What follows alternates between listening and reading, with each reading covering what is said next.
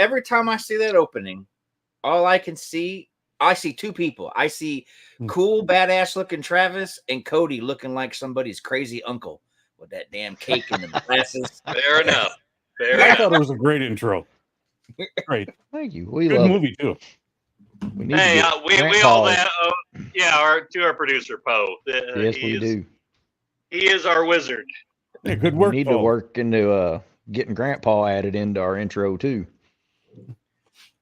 Yeah. Oh yeah, that would be cool. As a tomato. I Or swear, a swollen testicle, either yeah, one. when you sent me that, when you posted that, I was like, I look like a goddamn testicle.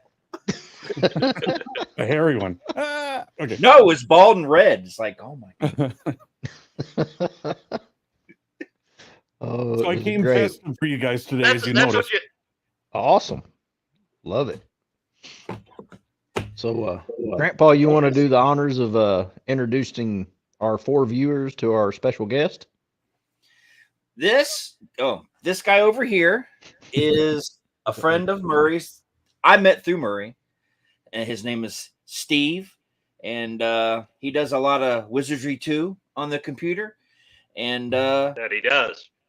And he does all the openings for Neighbors. He did some of my audio shows openings, and then I mean, he's a cool guy. I mean, he'd be cool at a party, but at some point you'd want him to go. But he's cool. Yeah. Once I start playing the music I want to listen to, then you're out of here. Yeah, you got to go. Yeah, I gotta say, Paulie, since Steve started doing you guys intro videos for Neighbors Talking Shit, I watch at least the first 3 minutes of the show. Yeah. Hey, Cody, I'll send that check in the mail like I promised for you saying that. Okay. Yeah, at least you're watching. At least you're watching. We still get the credit. No, I'm just kidding. I love Neighbors Talking Shit. I do too. We lost your audio code. Yeah, your audio went out for a second. Hang on, let me back out. Now you're freezing. Yeah.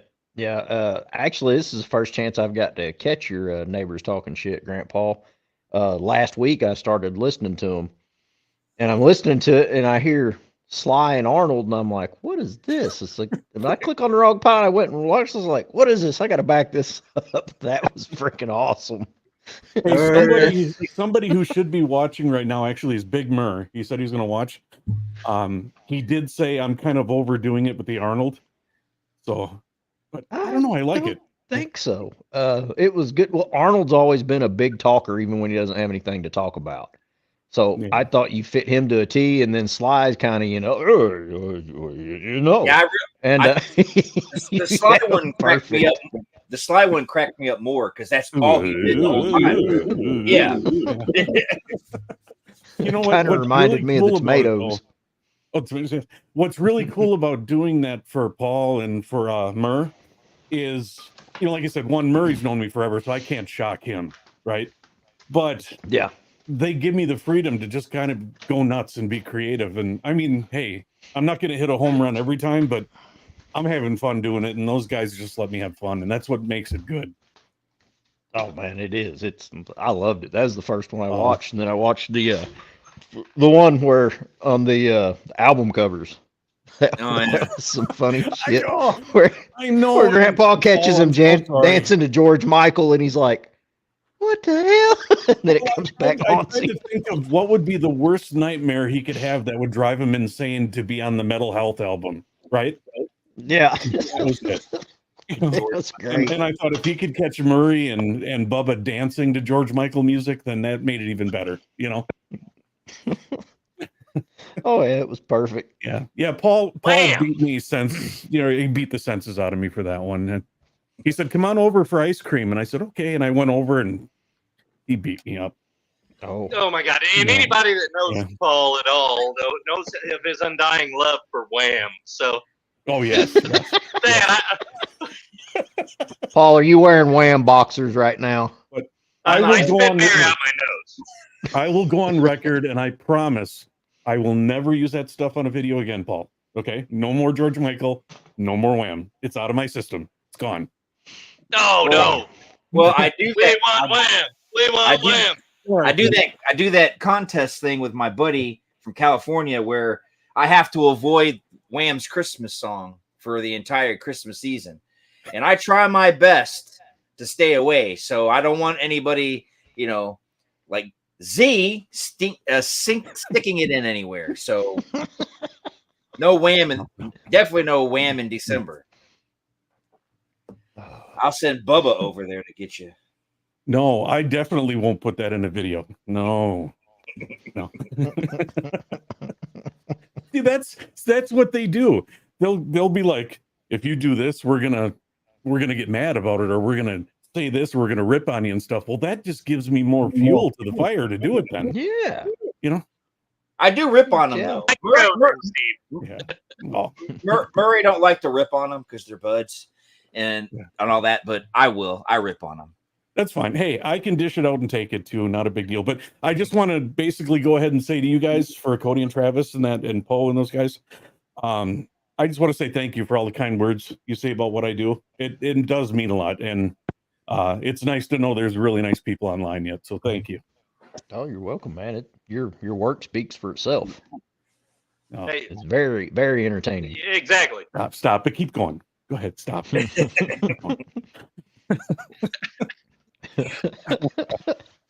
got to take a drink. You're making me blush now. Especially Grandpa all tucked in at night with these little bogging on, sitting there and his little dream face going on. I'm like, Did you see the little smirk I put on his face? Yes. Yeah. Yes, it was great. He's The only all thing that cuddled would have in. been better than that if he would have woke up and George Michael was laying in bed with him. Now that would have been. I was gonna do that, but I thought, you know what? If he just opens his eyes and looks, and there he is, that's fear enough for him. I don't want to give him nightmares for a month, Yeah. All right, I'm not going to pick on Paul anymore because trust me, I'm going to get the wrath of it after this show's over. So, Paul is a great American icon. He's a great guy. I gotta find Yes, that. he is, and we are glad to have him on our show. Where's that unfriend button at? Oh, what? Oh, yes.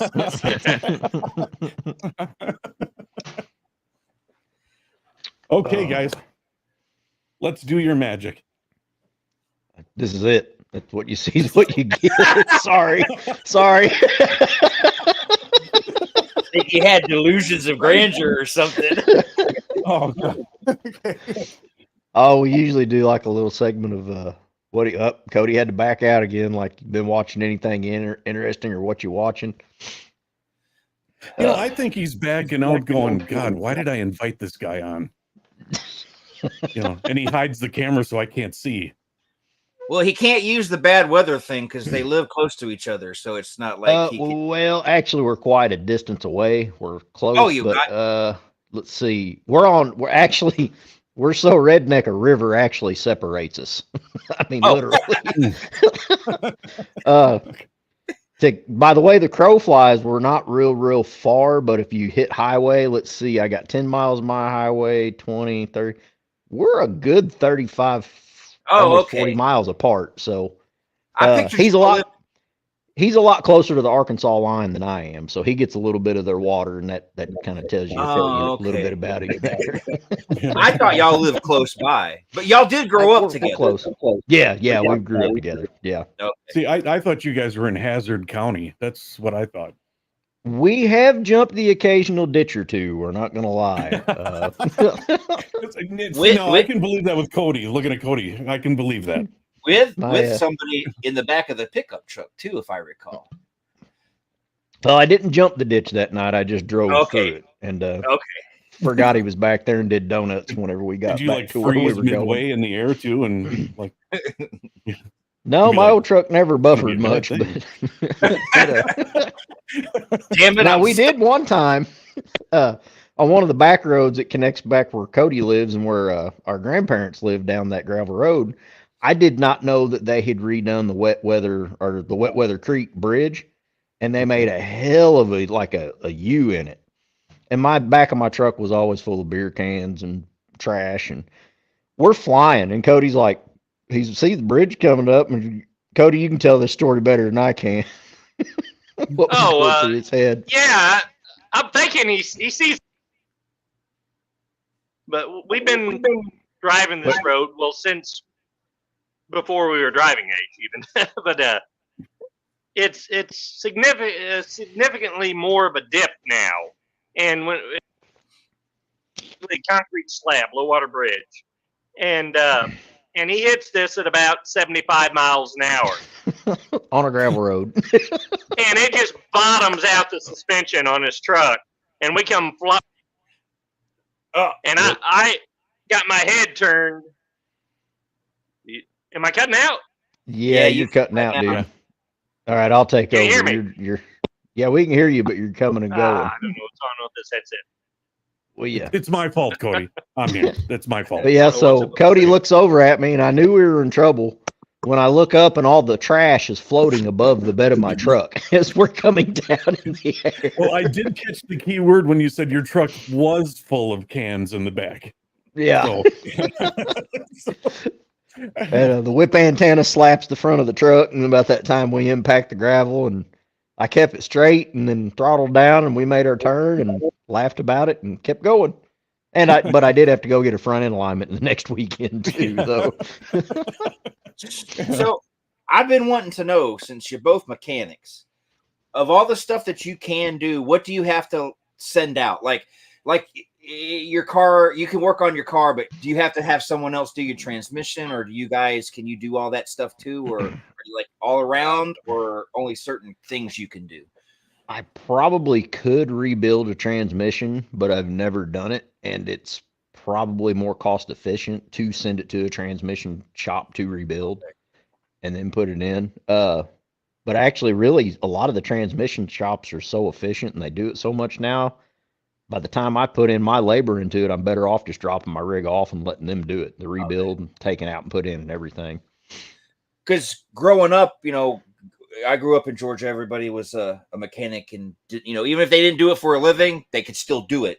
But most of the people I knew were always like, and you got to remember, this was back in the day, so they were actually called transmissions instead of powertrains back in the day, and they used to say, "Oh, there's so many intricate parts in there. Fuck that shit. I'm sending it off." They'll rebuild a motor, they'll rewire the whole car and all that stuff. But when it came to the transmission, they were always like, "Oh, no, just put it in the back of the truck. Yeah. We'll take it." I guess I guess transmissions the way they are now, I guess they're still very complicated then. Even more so now. I mean, back in the day, you had the 3 and 4 speed automatic transmission. Now we have 10s and 12s. And then the one thing that I do not like working on is diesels, modern diesel trucks. I hate them. Okay. Because the EPA, they've had to put so many sensors on them, and these sensors burn out, and they're in horrible locations to get to. And then the diesel particulate filter, if you ever run it low on def or it gets dirty, then you have to regen them, and you got to go to this step, then that step, and then this step, and then clean this filter, and then do that one. And then it sounds like a 747 sitting in the parking lot when it's running, trying to clean that particulation filter, which is stupid. Because you're basically what a diesel particulation filter is, it's catching all of the emissions that the diesel's putting out, but how it cleans that filter so it doesn't get in the atmosphere. But how it cleans this filter is it gets so hot it burns everything out of it and it gets in the atmosphere anyway. So what's the point? It's like you can either do it a little bit over time or condense it all at once and get it out. So there's a guy that Trav is just, he cannot let go of it. He has had a thing against diesels ever since Kevin Nash left the WWF for WCW. Well, there's this guy that comes by every day in his diesel where I work, and his is lifted pretty good. It's a Chevy, so I think it's a Chevy. Down by his rear wheel well on the driver's side, there's these 2 filters. Are those fuel filters back there? They're side by side, right at the rear wheel. Rob, they can be. Sometimes that is their DEF tanks. Well, they'll kind of look like filters hanging down, and that's their DEF fluid tank. Oh, okay. And then what are these kids doing in their diesels? I've never realized until recently they whine now. They're like, is that the turbo in it? Because they're like, turbo. Yep. Okay. Because hey, I drove tow trucks for a living for decades, and those were diesels, and they didn't make that sound. So I guess diesels have come a long way since the Yeah. 80s and 90s also. Okay. Well, and they've got it tuned where it's putting a lot of boost in it, because a factory tuned turbo, you'll hear it, but it'll be like what you're used to hearing. It won't be that real high pitched whine from the factory. Okay. Yeah. Now it seems like they got a lot of trucks where they're automatics now too. Because when I drove in the 90s, it was all, double clutching manual and everything. transmission. Yeah. Well, actually, you can't even order a standard transmission in any GM except for a Camaro. And that's another thing. I didn't know this. I must not really pay attention to stuff. The 18 wheelers now are coming automatic. Yeah. Mhm. Oh yeah. I never thought actually, that. now they have changed since there's so many automatics out there. If you want to drive a standard transmission to get your CDL license, you have to take your test in a standard transmission. If you take your test in the automatic transmission, you can only drive automatic transmissions when you get your CDL. And do they have another type of big rig where it's manual, but it doesn't need a clutch? Is that something too? I don't know if I heard it correctly, but you can. I've never heard of that. You don't have to clutch at all. You can just. Never heard of that one. Okay, Well, you got to have the possibly. clutch to be able to release it. Well, unless it's kind of like the old Volkswagens were, they were a clutchless manual. They were like a four wheeler. You just let off the throttle and shifted it, and then gave it more throttle. Well, and the old saying: if you can't find it, grind it. Right? Hell yeah. Several times. I mean, I can change the gears on my car, and it doesn't have a clutch on the steering wheel paddles. Yeah, the flappy paddle. Yeah, well, now even the new Vets, you can't get a stick shift in the new Corvettes. If you want a manual, it's all flappy paddle on the steering wheel. Okay. Yeah. I hate and that. People don't think the human race is coming to an end. I mean, you got a vet that you can't get a stick in. And that's the funny thing. Remember back when we were young and we were kids, and your parents would go buy a car. You used to have. I have kind of a hard time remembering that, Paul. Honestly, you used to have your parents and them used to have to pay extra if they wanted an automatic. Yeah. Now if you don't, and now if you want a manual, now you have to pay extra for the manual. It's like everything's turned upside down. Yeah, it's almost a special order now. Dodge, I think, was the only truck that you could still get a manual transmission in their diesels, and I think they've even quit doing it now. It's a crazy world. But I know over in Europe, they're still crazy about, Japan and all that. A lot of those, they still have manuals. But I noticed even race cars are starting to get paddles. The ones that are designed for track racing have paddles. They're getting rid of it too. It's like, wow. Yeah. Hell, Trav, Schweitz's Lambo has the paddle shift on the steering wheel even. Oh, yeah. It's and it's a 14 model, but the supercar's been doing it for a while, somewhere around there. Is it it's a 15 or a 16? Oh, is it? Okay. Well, give or take a few years. Still orange. It's orange, actually, right? yeah. See, it's actually a manual transmission, and you use the flappy paddles to change it. And like he told me, you can put it in automatic mode, but it shifts really weird then. He's like, it's really made to shift with the flappy paddle. But so it's more like a video game to me. So his is probably that his Lambo is probably like when they were testing out the technology. Probably that's why it set up the way it is. Because nowadays, like you said, they're all just. Yeah, well, it's different than like your car, Paul, is an automatic transmission, but you can put it in manual mode and shift your automatic transmission manually. His is a manual transmission. So you're shifting it manually, but you can put it in auto mode, and then it has modules that shift. Oh, okay. So, yeah. That's cool. And this all relates to the movie. We're getting to that. Yes, because it's an old movie, and we're old people, and old people rant. Exactly. No, we're still just not over our. We're still just not over our Tarantino movie we watched talking about cars. Oh, yeah. I don't know that'll ever be over that. No. Well, the reason I picked this movie was it was a toss between this and another car movie. And I was like, I don't know if you could find the other movie that I have. I mean, I can rip it for you guys, but I was like, I'll go with this first, but the next movie I pick, I think I'm going to go back to the other one that I wanted. So. Yeah, because it's a classic. Hey, car car movies and inbred hillbilly rape movies. There are two themes that are synonymous with the Backwoods Horror Show. Oh god. And Well, don't didn't- lie, Paul. You're just wanting to punish us on this one again for So- crap, what was that movie we No made you Deliverance, watch? right? the cannibal one. Yes. But Crap, it had good music. It had great music, but the movie Yeah. Cannibal Holocaust? No, No, not no, Cannibal no. Holocaust. The other, no, the one Ravenous. Paul. Ravenous Yes, was Ravenous. the one. Yes. yeah, I could. Yeah. I still can't. I tried it a third time, and I listened to the opening theme and the goofy music, and I was like, "Oh, dude, I love that music." Then I ejected the disc because I was done. I was done. I don't know how you guys like that movie, but to each their own. To each their own. Paul, next time try a little more foreplay before the music gets over. Maybe you'll make it a little farther. But I wanted to pick this one because nobody talks about it anymore, and it just, I just feel it's classic. I think it's funny. It's dated as hell, but Very dated. I don't know. To me, it's That's still part of its charm, though.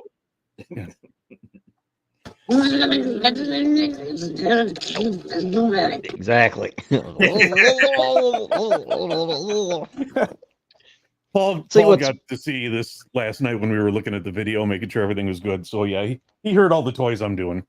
Yeah, So- he's See, got- that's what's crazy. This sound always made me feel weird, but then I figured out why, because that's the same sound that a meth head makes when they're giving head. So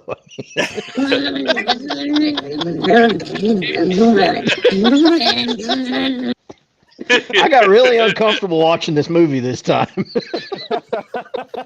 Yeah. But care to elaborate a little more? Or? on Well, the you're kind of like, it's like, oh God, I may catch Yeah, something. great Do I need to stop it? personality, Right? And then you hear that noise kick in, and you're afraid to move. Then so you're like, oh crap! Yeah, exactly. Kind of like a deer in headlights. You're like, oh shit. Yeah. This could go so many different ways right now. It's just- Okay, Paul. Start us off on the movie. So, are we ready to jump into it? I think so. So, He looked at me 1978. serious now, so yes. Attack of the Killer Tomatoes, directed by John DeBello. It's a very, very low budget movie. Just $100K and a little bit of change on the end of that. Had a box office of $567,000. Starring, there's only three of them that probably worth naming on this movie: David Miller, George Wilson, and Sharon. What was that? Taylor? I don't know. I got horrible handwriting. I really need to start typing my notes. I'm just amazed you can write it all. Yeah, I think you're Oh, right. that's It's a badass Sharon poster. Taylor. I think it is Taylor. Yeah, wasn't she Uh, the Yeah, Sharon the Taylor. news lady or the the Yes. reporter? Yeah, Yep, that's the right. reporter. Yeah. What was her name?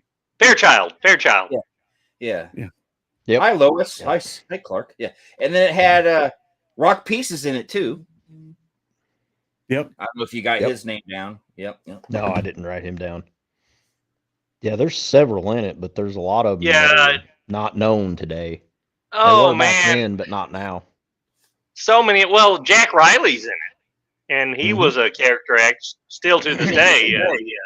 Oh, at Yeah, the he beginning, was, yeah, he was one of those guys where you always saw his face and you're like, I know who that is, but I, I know don't that guy, who he yeah. is. Yeah. I saw an interview with him today, and I just laughed my ass off at it because they were asking him about Attack of the Killer Tomatoes. And he said his agent got a hold of him, told him about the movie. He said, "Listen, it's not a good script, but they're paying $1,000, and you just got to come out for a day." And he's like, "Sign me up." It's Dude, not a good $1,000, script. I'd come out for a day.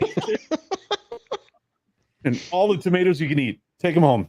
and you know, Oh no! They had to save all those. They wouldn't let them use any of the tomatoes. It was Which- extremely low Really? budget.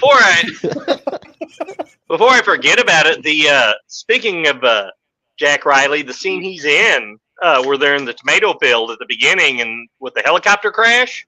Yeah, Which was a real That crash, helicopter by the way. crash. It was a real crash, and they just decided they rented a helicopter for the movie. It was just supposed to land and let him out. And upon landing, they hit the rear rudder on the ground, went to a tailspin, and crashed. And it caught on fire, and nobody got hurt. They got out just with minor injuries, few scrapes and bruises. But they decided to go ahead and write it into the script because they rented this helicopter. They had to pay for it, so they had to spend over half of their budget of $100K paying for this helicopter. So like, damn right, we're going to use it in the movie. I can just see this, when they go rent the helicopter, they're like, all right, we need to rent okay, are we going to hire a pilot? Nope, they're not in the budget. Just jump in there and see what you can do. Just wing it.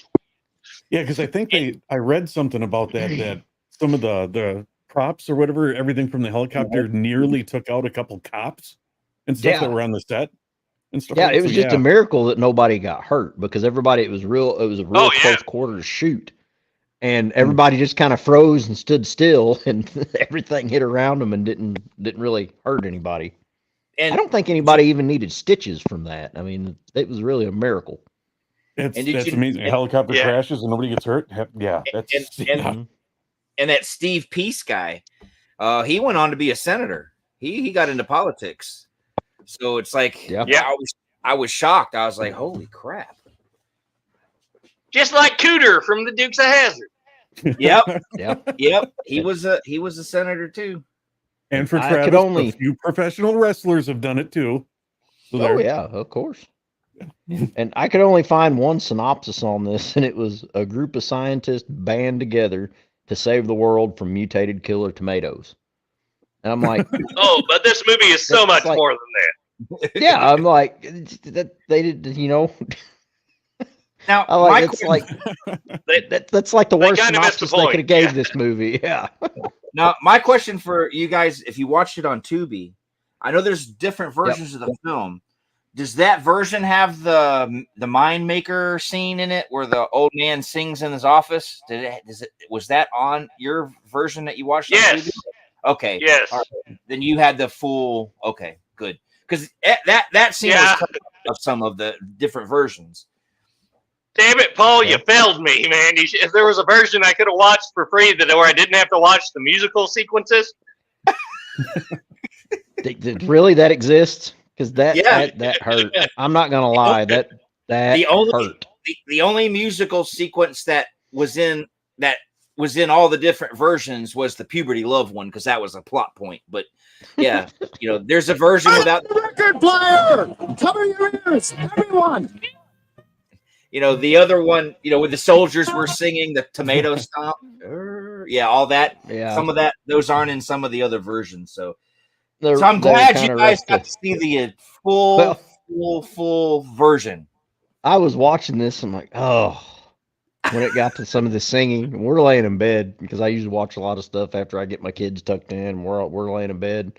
And my wife was asleep. She rolled over and looked at me and looked at that. She's like, what in the hell are you watching? And before I could get it out, she's like, never mind. This is probably for your show. She rolled back over. I was like, yeah, this was Grant Paul's pick.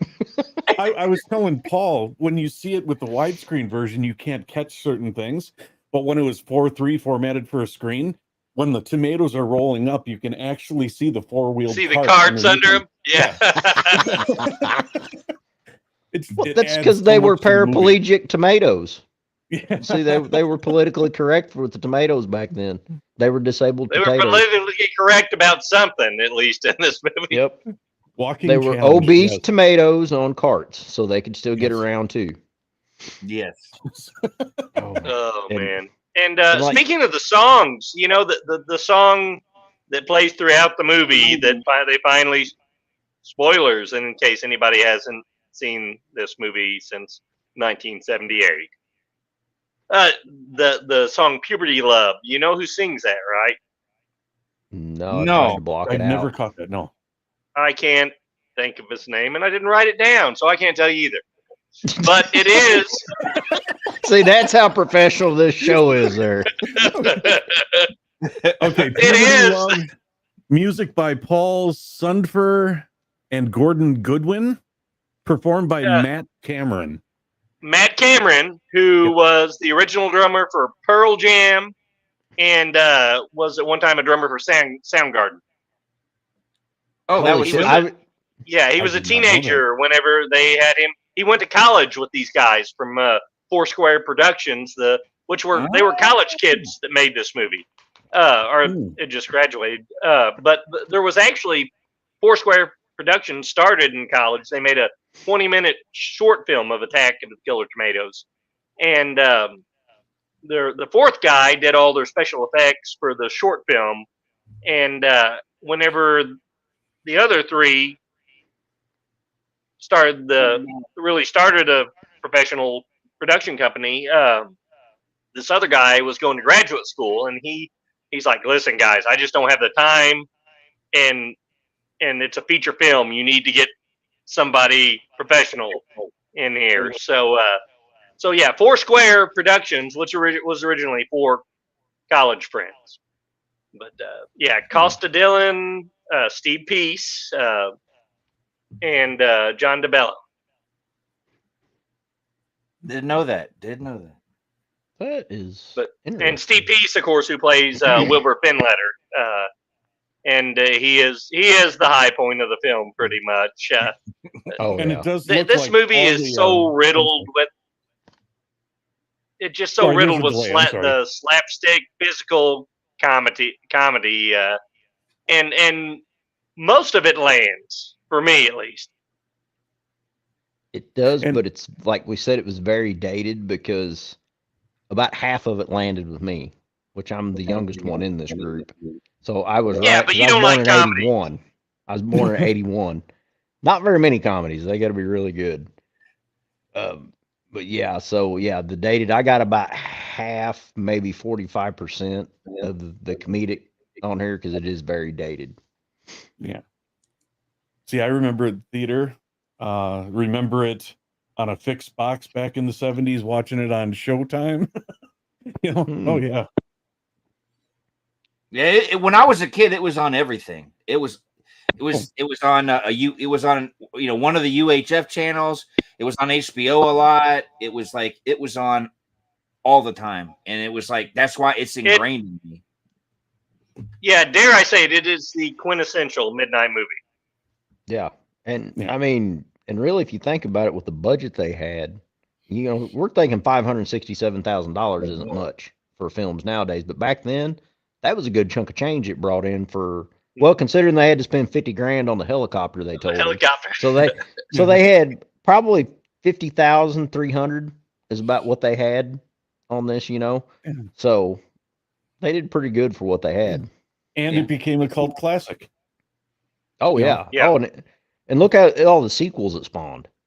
You had 1988 Not to mention the Return. cartoon series. Yeah, of the Killer Tomatoes. Paul Then you've got loves the cartoon. Killer Tomatoes Strike Back 91. Yeah. Killer Tomatoes Eat France 92. I didn't even know about this one. And They were shot back to back. it even spawned a series from 1990 to 91. I didn't even know about the Another series. I don't remember. You didn't. I don't That was either. my introduction to the Killer Tomatoes. I remember watching it on Saturday morning on Fox. Yeah. Oh, was See, it a 'cause I knew cartoon the first series? one and the first sequel.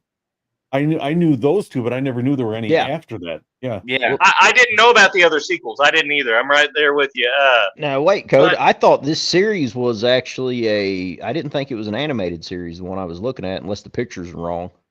Whenever I No, it's was animated. looking at There stuff. was an animated series on Fox, 90, There 91. was a See, cartoon, yeah. Okay. it's a really I wild remember watching history it. that this franchise has, because it 78 they get the original. It was a moderate success and just had that staying power. It just stayed in the pop culture Yeah. zeitgeist.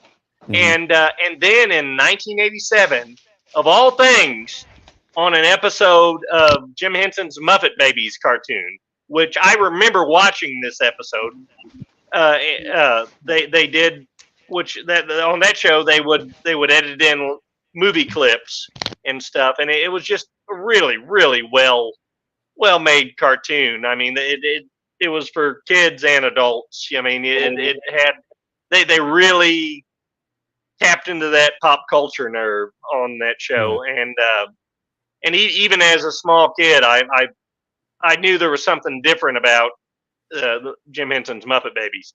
But they did an episode where they're all talking about their nightmare, or it's the Weirdo Zone, a play on the Twilight Zone with Gonzo, and Fozzie Bear's dream is a bunch of, they call them silly tomatoes, are trying to eat lousy comedians, and they're chasing him all over the place. Sorry. Dude, I remember this now since you're mentioning. And they cut in, they got the rights to it. They cut in clips from Attack of the Killer Tomatoes, and this was the highest rated episode of that season, of season 3 of the Muppet Babies. So, New World Pictures, which famously this, and you can't make this shit up. New World Pictures, which was, as we know, helmed by the late great Roger Corman, who just passed. Rest in peace. They contacted the Foursquare production guys and said, "Hey, would you be interested in making a sequel to Attack of the Killer Tomatoes?" And Steve Peace in an interview said, "We said, no, not really." And they said, "But wait, we'll pay you." They're like, "Oh, in that case." If you want me to make it, no. But if you're going to pay me to, yeah, okay, yeah. The only thing. Go ahead. Oh, I was just going to say, the funny thing was, the Foursquare guys, when they made Attack of the Killer Tomatoes, they wanted to distance themselves. They wanted it to be different from all the Grindhouse, Roger Corman type films, and then they ended up making all the sequels through Roger Corman's company. Yeah, that's hilarious. The only Return of the Killer Tomatoes is, dare I say, George Clooney's best role, in my opinion, too. Without a doubt. The only thing I can turn into a girl that looked like that, sign me up. The only thing I really liked about the sequels was John Astin. If John Astin hadn't been in those sequels, they would have been shit. I think he stuck with them too. That's what I like about it. He was still a working actor at this time. Probably didn't have to work, and he was probably still living on residuals from Addams Family because from the '60s it had its resurgence in the '80s. And 90s, especially with like Nick at Night and whatnot. Like every 10 years, it had a resurgence. Yeah. Yeah, and he just was a working actor, and he liked the script. Mm-hmm. Yeah, because you're right. The Addams Family did have a resurgence then, because wasn't it the late '80s and early '90s when the movies started coming out? With Raul Julia. Yep. Yeah. Okay. And the funny thing is, if you got 90 or 91 was Addams Family movie. The DVD has this thing called tomato mode, and when you watch it, it will throw up symbols on the screen, and you hit the button on your remote, and they intertwined the old 8mm version of the movie in there, showing you alternate scenes of how it originally looked when they did it on 8mm. But there's a picture of a trash can that pops up, and when you click on that, it takes you to some John Astin interviews. And he rips on the movie. So I'm glad I bought this because it made it even more enjoyable to watch. I bet say it does sound like fun to watch that. I may have to buy that. That does sound tomato cool. mode though just sounds twisted, like it's some kind of food fetish. Like you're gonna have a tomato pocket, It's tomato mode time. Speaking of fun, you can tell. And then at the very end of it, yeah. I love how Travis's face went to. Oh, memories. But that's one thing that is it stands out very synonymous with these films, is how much fun you can tell that the cast and crew had making. Oh yeah, you can definitely see. Well, in the sequels, you can see Astin had to have had a blast. They just yeah. just act like a crazy scientist or whatever. He's got Yeah, it. just you know? let him Yeah. go off the rails. Yeah. I Well, mean, and even these are on films the too. original movie, just the characters themselves, like whose idea was it that parachuter would be dragging the parachute behind him the whole time? Through the Oh, whole yeah. film, yeah. The scuba diver walking around like in downtown, you know. It's like, And what come on. parachuter comes down with a saber? I mean, you Yeah. know. And what Steve was the Pease, other? he still has the jumpsuit, and he said part of the parachute because he had to catch that thing on all kinds my of shit God. because he's running through half the movie. At the Oh, yeah, end of the climbing over movie, crazy at the end pallets when they're running out of the stadium, you can see people stepping on it and almost having to move out of the way because they're stepping on his parachute. Yeah, It probably twisted more ankles than the tomatoes did. in the 8mm version, when he lands, they were filming on a windy day, and he was supposed to run down the hill. And as he's running down the hill, the air got caught up under the parachute, so it kept pulling him back up to the top of the hill. And he's trying to come down, and then he'd come down and he'd start to run, and you'd hear the people on the camera because you'd hear him down there, keep running. And then he'd get down a little bit, the wind would take him back up, and he was just going back and forth. And you could hear them giggling and snickering and like, come on, can't you do it? Can't you do it? I was like, oh my God, that was hilarious. Yeah. And how about the car chase scene that it took Bullet to top that, when we had the car chase scene. That, did they run out of gas in the cars? Seriously? Because that's I don't know. They're both start cutting down. Like, what is happening here? Yeah. Well, let's see what we got here for trivia. Let's see if they say anything about that. But yeah, it was this is one of them films too. Like if you watch it by yourself, you're not gonna have a lot of fun with it. But get a group of guys together, have a few drinks, and everybody can bash on it and laugh on it, and it's a great group party film. Yes. I love how I look up trivia on this, and the first two things that pop up says most of the cast had never appeared in a movie before, and several never acted again. That's the first one, right? The second one says most of the Army uniforms were purchased at a Goodwill thrift store. So yeah. Hey, for a movie, I did notice that a lot of them didn't match the Army uniforms. True. If you notice that, yes. And for a low budget movie where most of the budget had to go to the helicopter, I don't know what they gave all those people at the end. That was a shit ton of extras. They had a lot of people in that stadium. They probably said, "Hey, you want to be in a movie?" yeah, probably. You want to be in a big budget movie? Yeah. This may be your start in Hollywood, honey. Come with us. Yeah. Just when you see a tomato, act scared. Yeah. Oh, and the chase scene with the tomato. Oh yeah, that was hilarious. And everything. Yeah, where he runs up the stairs and it bounces, but where he finds it's tomato paste. He's looking at it, following it, and looks up and it's sitting here like it's baited him, waiting. But I didn't see no wounds on the tomato. Maybe this tomato was in heat, and it was secreting like a dog does.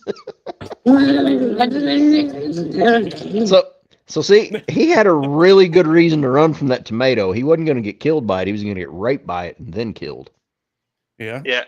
And when the scientist finds out, we've been wrong all along. These are cherry tomatoes. Yeah. The best scene in the whole movie, in my opinion, was right in the beginning, and it was this one. Look at the giant tomato, Martha. I didn't know they grow so big, Jeff. I wonder where you're going. You got little Timmy. You got little Timmy. Get him all. That, in my opinion, was one of the best scenes in the whole movie right there.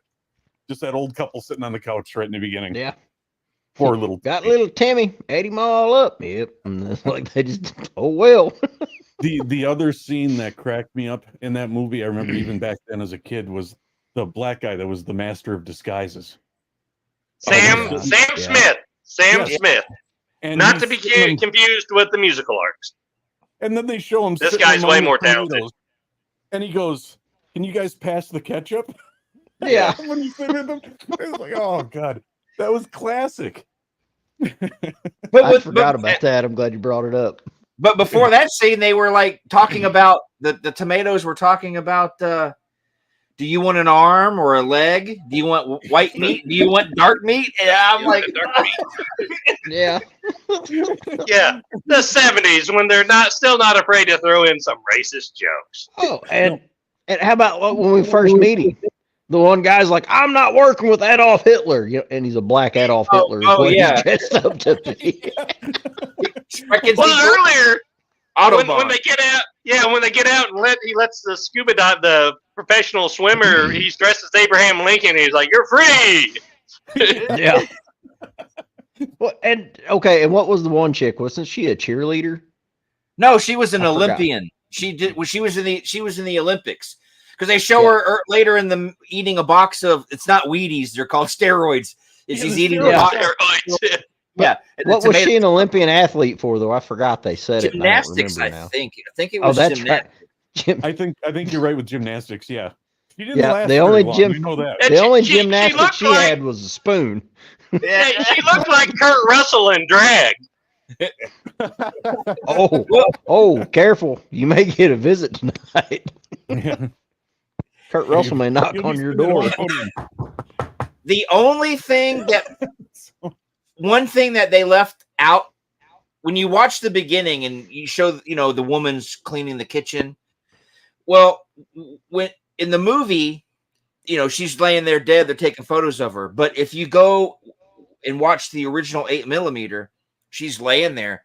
And once the guy starts taking pictures, she sat up and would go. And then when he stopped taking, she'd lay back down. Then the other guy would start taking pictures and she'd go. Wait, Paul, like, what did she do again, Paul?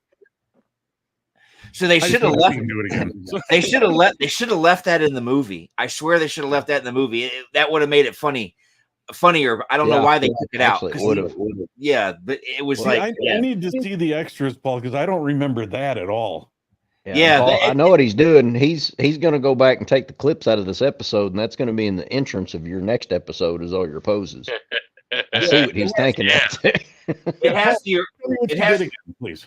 original 8mm Attack of the Killer Tomatoes. It's like 30 minutes. And then it's got another 8mm film on here called Do They Accept Traveler's Checks in Babusa Land? That is what inspired them to do Attack of the Killer Tomatoes. So you got to get your hands on this. I don't know if it's cheap or available or if these same features are on the... I mean, they may have all these features on a Blu-ray version of it, but you're missing out on a whole universe here, man. I wonder if they got a box set of the Attack of the Killer Tomatoes, where we can get all a box set. I wonder if I've got a friend that knows how to copy it. Well, I know how to See, there, I set him up. See that? But I am, what? I'm opening my Amazon app right now. I'm gonna look. I already see it. Every time I hit Tubi, it says The Rise and Fall of Puff Daddy. And now it's getting right beside it. It's going to be The Rise and Fall of Paul for ripping video DVDs. And the picture? Yeah. He's gonna give you later. I know he is. Hey, you can probably copy in that one where he's got his hand up here and put George Michael's face right here beside his. Don't give him no ideas.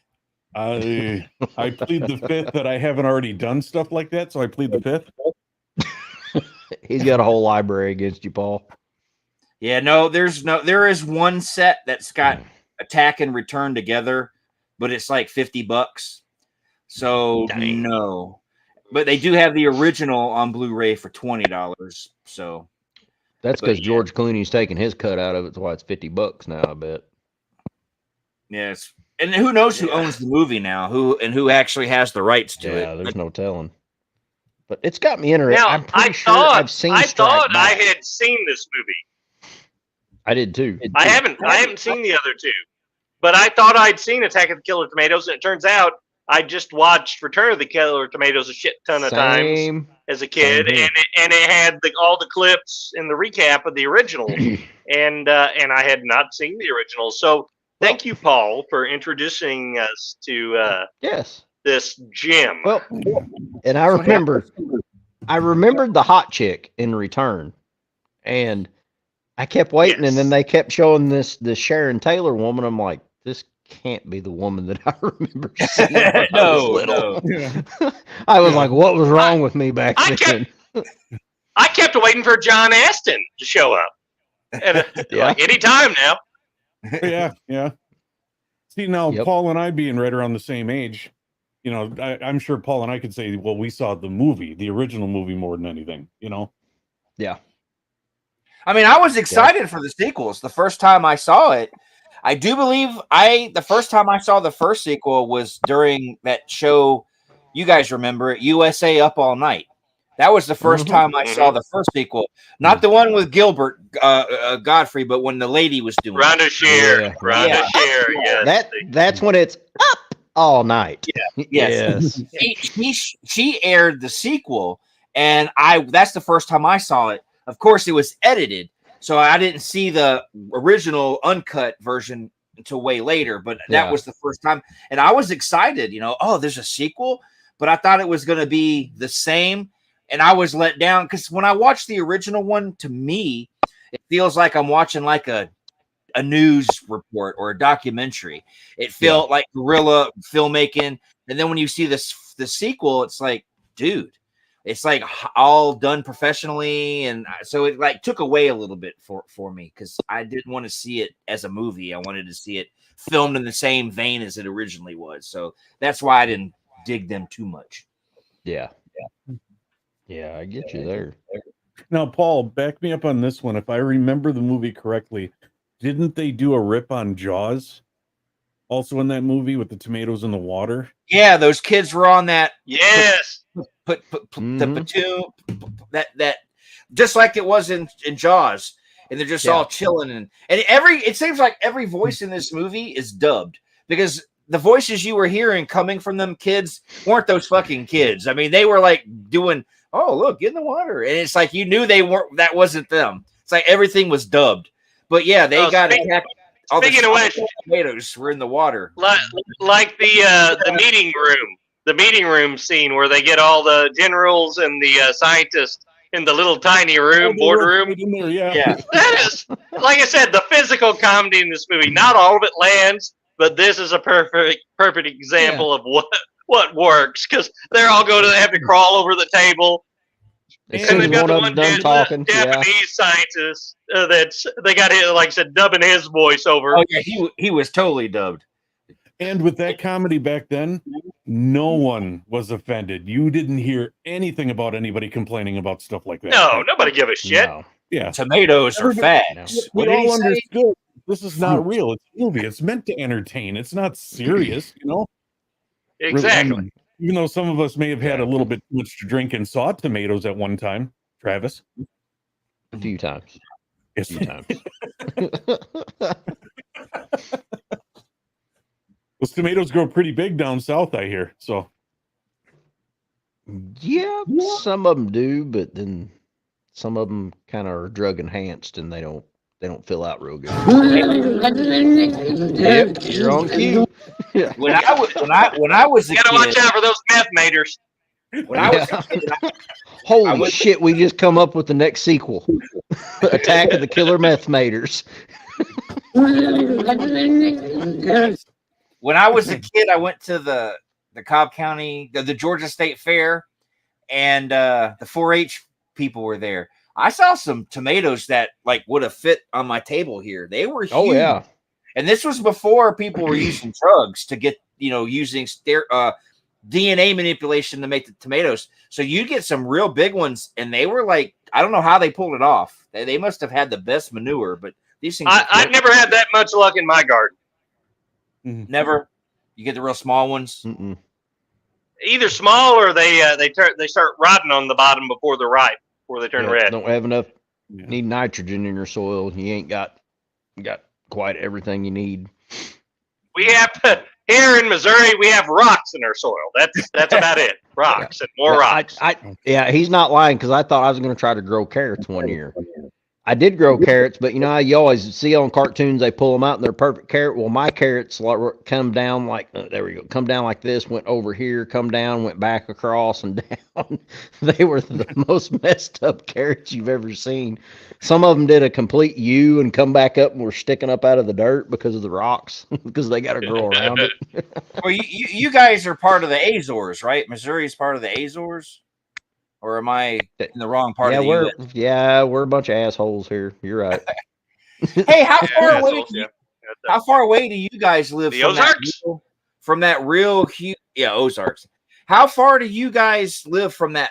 I see it all the time in conspiracy theory shows and whatnot, where there's this big underground facility with parking and all sorts of stuff, but it's like a military base or something in Missouri where they it's all white inside because of the type of stone it is.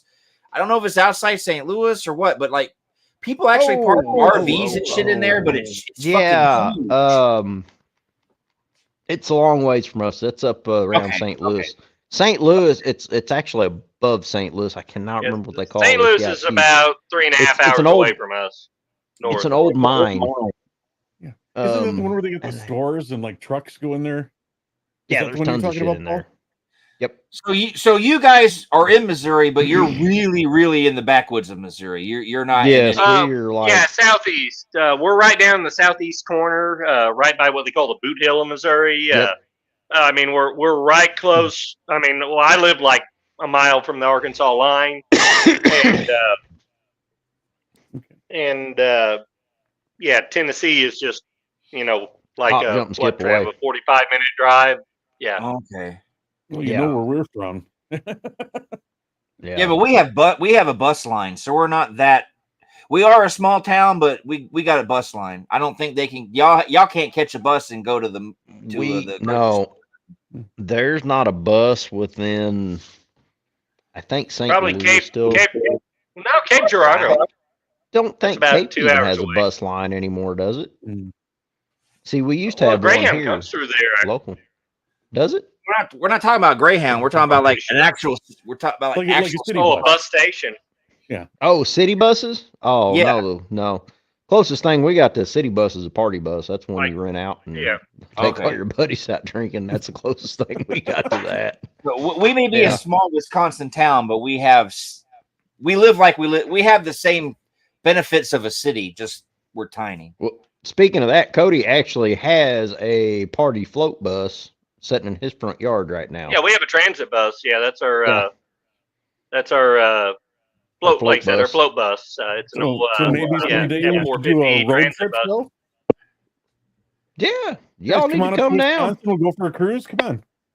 Oh no, y'all got to come down here. We got all kinds of rivers and shit to float on. It'll be great. Well, I'm familiar with their area since they mentioned it because I used to go to Memphis a lot, so yes, Memphis, and Bill Street, in Arkansas. The only state in the United States. I don't know anything about Bill Street. Arkansas. That's where I took him for one of his bachelor parties. Arkansas is the only state in the United States that they will chase you forever, and they will catch you. And they will arrest you in Missouri and take you to jail in Arkansas too. I found that out. They'll chase you all the way to Missouri and arrest your ass, Travnos. Yeah. Well, they didn't chase me. I stumbled into them. I watched them pit a motorcycle, and most places won't do that, but the Arkansas State Police, they pitted a motorcycle. I was like, holy shit. Now that's just a dick move, really. Oh yeah, he pitted him. He just lightly tapped him, and he said, wobble, wobble, wobble, and crashed. That'll get you shot in Missouri.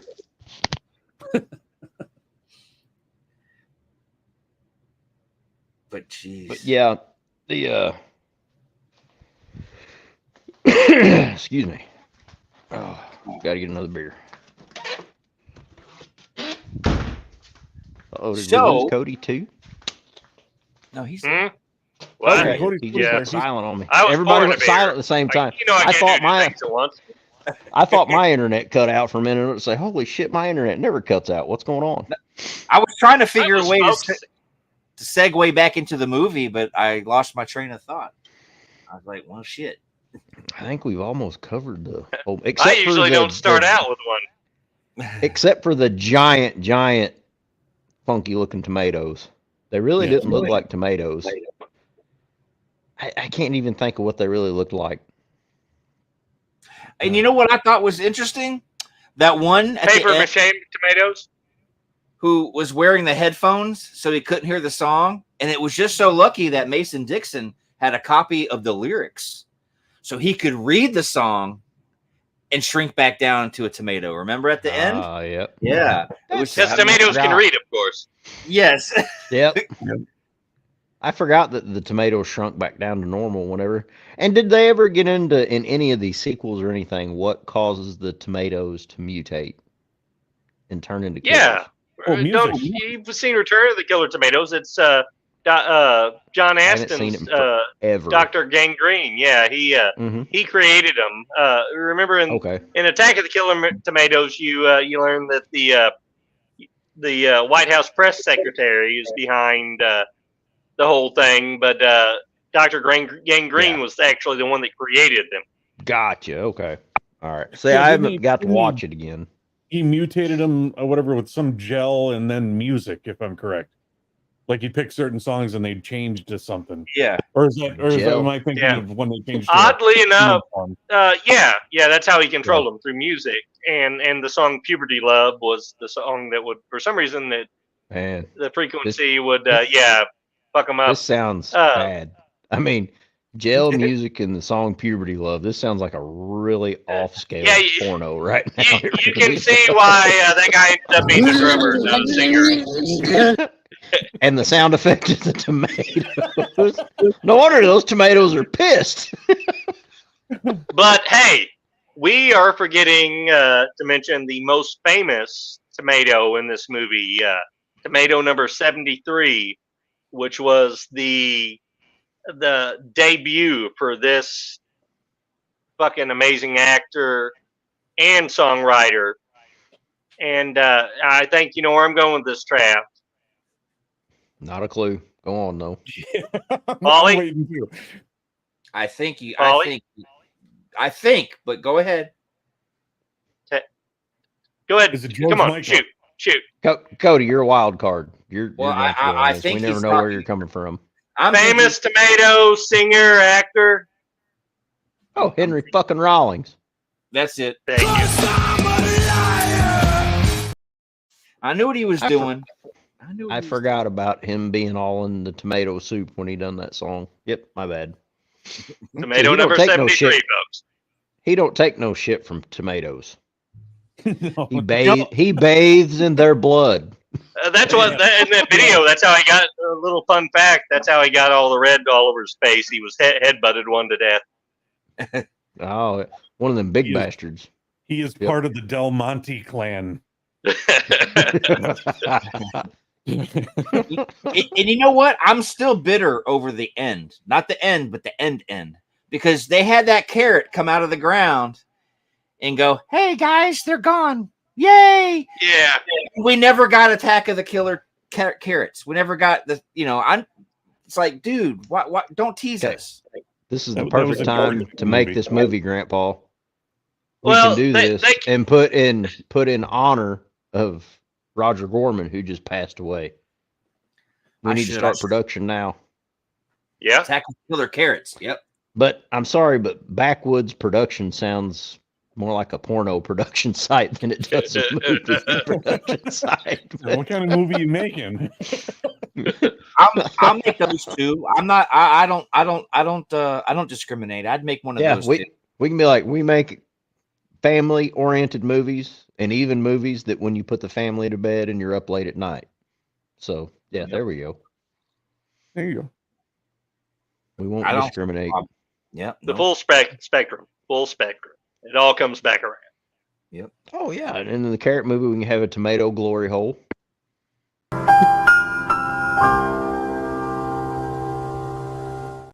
Oh, come on. Come on. Cody, you were on cue with that one. Wow. I feel so educated now. Oh, wait.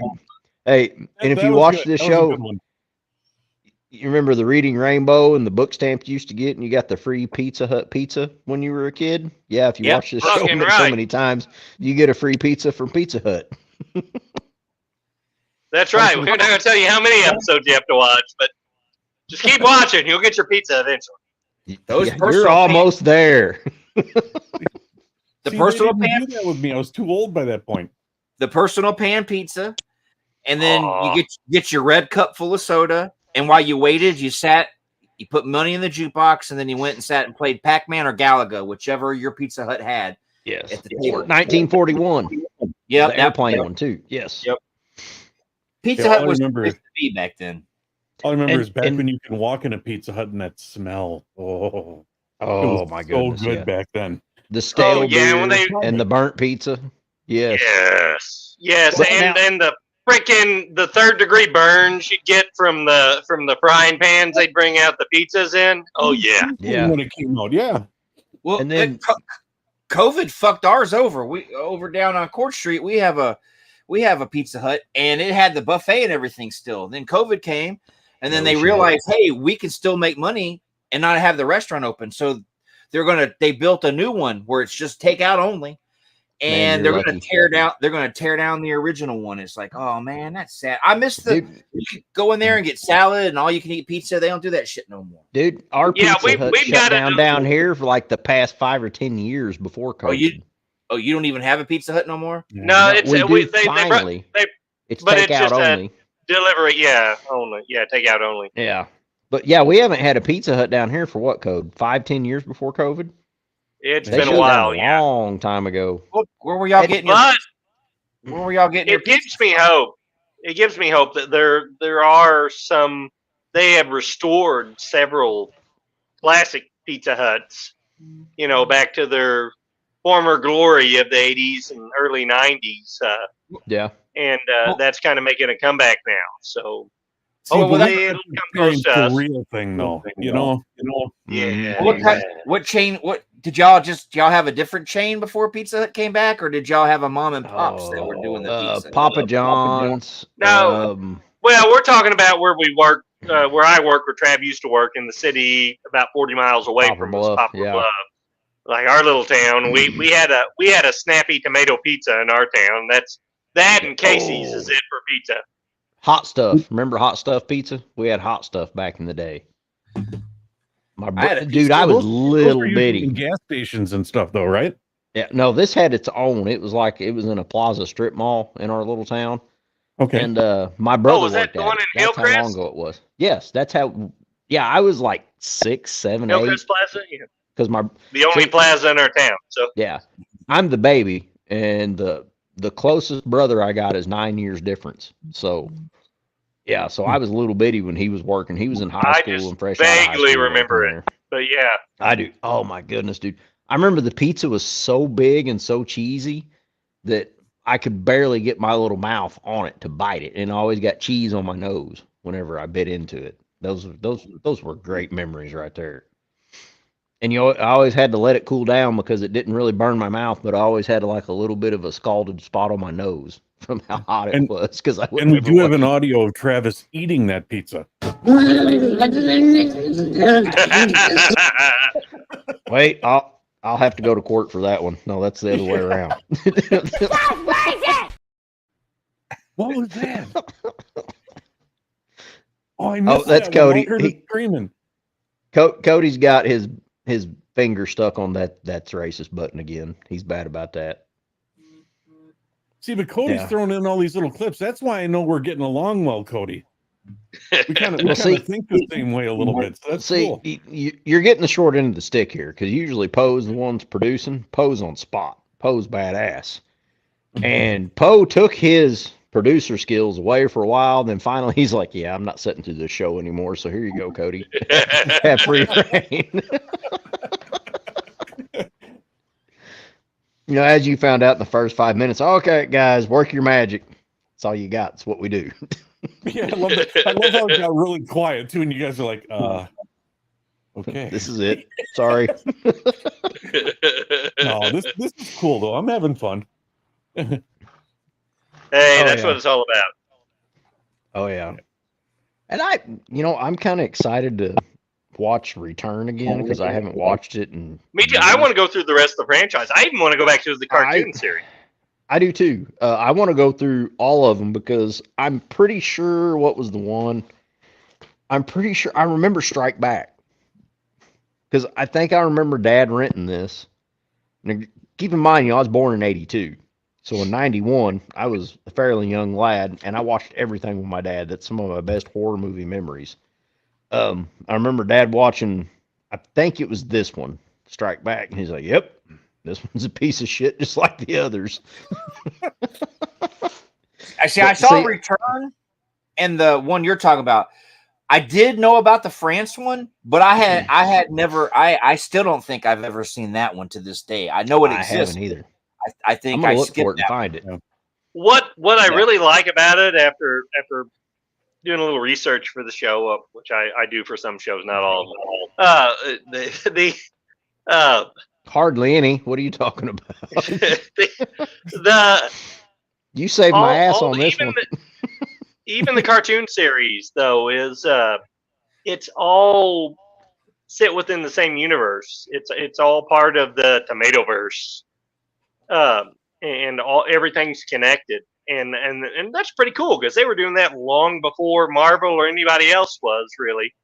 And even in I've seen some clips from Killer Tomatoes Eat France, and they actually bring back character, which '88 was Return of the Killer Tomatoes, and the cartoon series was like a sequel to that.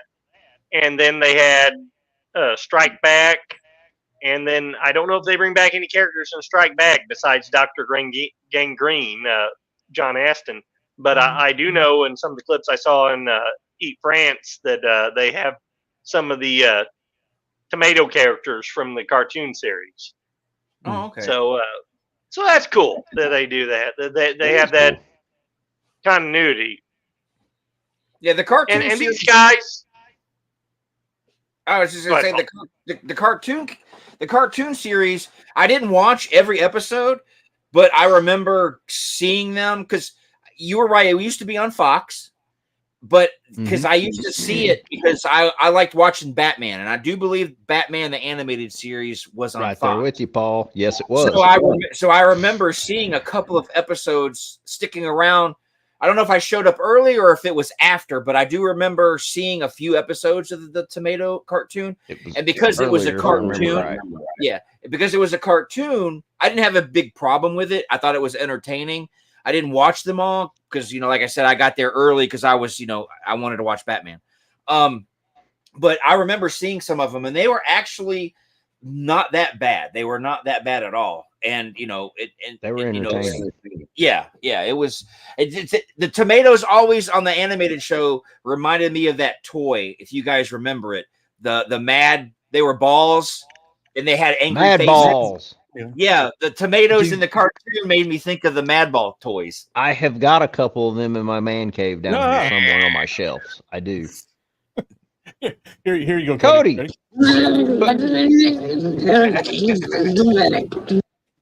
Cody, you missed it. You should have took a Sharpie and put Grandpa's face on there. I can't draw that good, that. But yeah, like you're talking about the cartoon. If I remember right, that cartoon ran mainly in late spring and through the summer because I'm like you, I only got to watch a few episodes because during that time my dad was like, "Do you want to watch early morning cartoons or do you want to come with me to the river and run the trout lines and limb lines and catch fish?" So of course, you know what my little and go look at bitches in bikinis sunbathing. That was the other part because Mama usually had to work Saturdays. So me and Dad's cruising the river. I was like, "Oh, Dad, did you see those?" "Yep. Don't break your neck, boy. We'll come back around." Yep. Oh yeah. I have to honestly say I never saw any of the cartoons. I do remember them being on, but I never watched it. Yeah. I'm really anxious to revisit them now. I remember because when they ran, you got and it wasn't the old school, it wasn't none of that. But I remember when they hit, if I remember right, it was like, every time like they'd hit and squish, and then they were like snarling and growling They as bounced. they came I after remember you. that, yeah. Yeah. Yeah. They were actually kind of freaking scary if you were a kid watching it. But yeah. But the cartoon series, I mean, I forget the company because I do a shitty job of writing shit down. I don't remember, but it was part of Marvel Studios at the time, which I don't remember. Roger Corman's New World Pictures was part of too. They produced the animation on the first season, and then after the first season of the animated series, they took like a lower bid off another animation studio that had done like 120-minute animation. It was just Really? another film company that was trying to get into animation, and the showrunners on that, it changed showrunners, and it went downhill real quick, and they Fell didn't through. even finish the. They only aired 8 episodes of the second season. So I tell you what, sadly, I feel because like, you know, it was cool that they continued on the story. I tell you what, this right now is the generation of remakes. Why has nobody remade Attack of the Killer Tomatoes? I'm glad you asked. You have an answer? I do. As of 2018, not Steve Peace, John DeBello, the director, he said that they on the Killer Tomatoes website, he said that they were actively filming the reboot, and they were behind the reboot, and that was 2018. And you can still go on the website and apply to be an extra on it. And but I don't know if it's going anywhere. Let me 6 ask years this ago? though: is it going to be live props or is it going to be CGI? Don't have a clue. Yeah. They don't give it. 'Cause They I didn't give think any CGI would kill information it. on it besides. Well, Oh yeah. most Yeah. likely, if it was 2018 when Well. they said they were starting it, COVID came, probably fucked it all up. True. As long as they don't toss it to sci-fi, I think it'll be decent. Yeah. Why sci-fi makes such high quality movies? Hey, What are you saying, Travis? We got to Unless lay they off the turn it sci-fi to jokes, like a- Trav, because in Unless- honor of Roger. They would call it. There were a couple sci-fi that were Whoa, interesting. Rogers was way above Well, sci-fi. No, he did a bunch of the later on. Did a bunch Yeah. of the sci-fi, Yeah, in the early like two-headed early shark 2000s. and shit, Yeah, Sharktopus those were all versus for- Yeah, Mega those Shark. were those were watchable. Like the crap they put out in the past 5, 6, 8 years ain't been. the Asylum stuff is where you Yeah. got your Sharknado and all that stuff. You know, if Asylum got their hands on it, it would be, Attack of the Killer. What they'd have to call it the Tornadoes. No, wait. Whoa. Tornadoes. There you we're go. going the wrong way. We got to give this one to Trauma, because then we'll have tomatoes and titties if Trauma gets it. Yeah, that's true too. Seriously. Hey, Or send it Granted, to the backwoods. Send it to the Granted, they'll be- backwoods, and you could just call it Mater Nader. Nader. Uh, That's a speaking wrestling name. Speaking of trauma, where in the hell is our Toxic Avenger movie? Did I blink and it came out and I missed it, or is It hasn't yet? I don't think. It hasn't Look yet. that up. And that's what I'm saying. It's been like 2 years since they released the trailer. I don't know what the fuck they're doing. COVID messed that one up too, Paul. I'm not sure. Because I Cody, thought is it that was a real completely- tomato or is that a prop? It's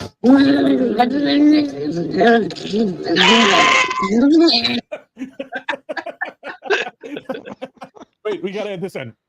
Shit. There you go. That was just as good as I seen in the movie. That was great. I mean, obviously Travis's friend back there had a run in with some tomatoes. Ah, I see. Yes. Yes, Travis froze on us. Yeah. See that? Yeah, Oh, I did. yeah. Oh, I hear Cody you, but you're just. Oh, really? That's Wait, strange. wait. Now Oh, there now you're moving. Yeah, you're, You're just a little starting- choppy. Oh, okay. I'm back now.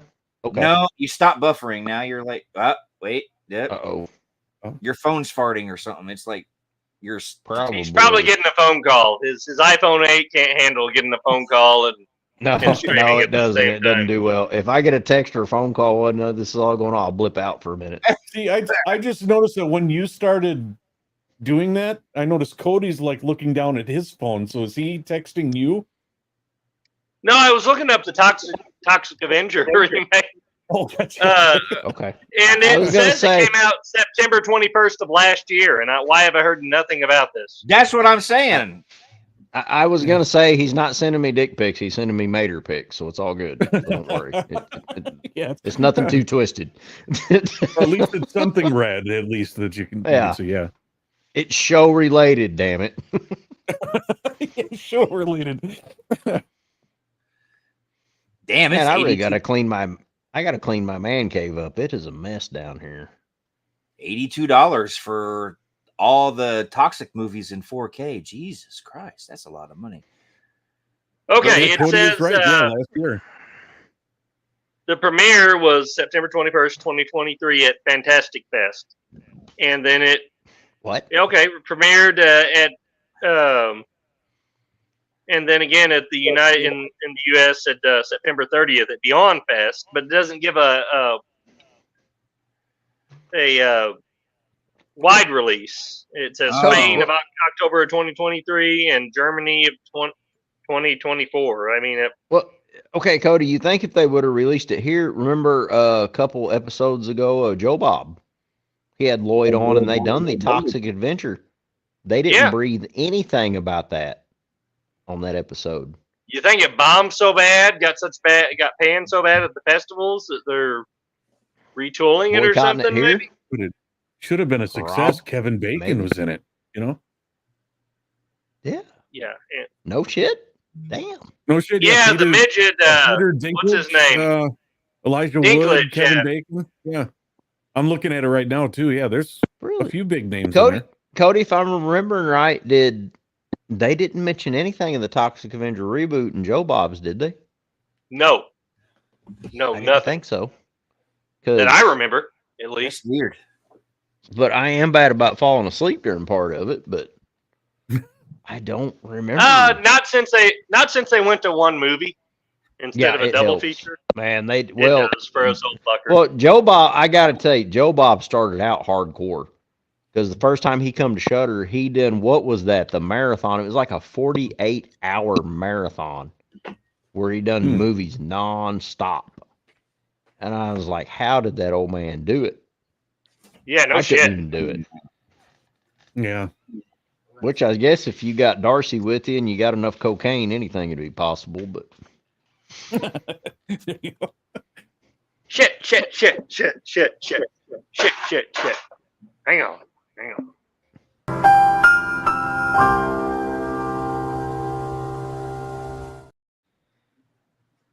yeah, we have figured out, we now, since me and Cody's both starting to push 50, we understand why men in their 50s start using cocaine. Get Darcy? that age back. Darcy I like Darcy. She entertains me, but every time I see her, she's looking more and more plastic. It's like, I don't know if she's still doing stuff or to her face, but she doesn't look real anymore. She looks fake. No, it's sad. Hey, Cody, they do have that Toxic Avenger from 2023, the trailer on YouTube. Yeah, I've seen the trailer. It came out last year, and then I was like, okay, we're gonna get the movie, and then nothing. Yeah, I don't see anything online where they released it anywhere, like anything underground. I don't see that. I think the Peter Dinklage thing is what hurt it. I think people didn't want to see a little tiny Toxic, and I think that's what did it. I don't know what they were thinking. Nothing against little people, but he wasn't it's nah. Was he the Toxic Avenger? Yeah, he's Was the Peter Toxic really? Avenger. Yeah. Peter Dinklage. Okay. Yeah. See, I did It's like- see. No, I need you, Cody. The more you know, that I just learned something right there. That was your Sounds cue, Cody. Oh, sorry.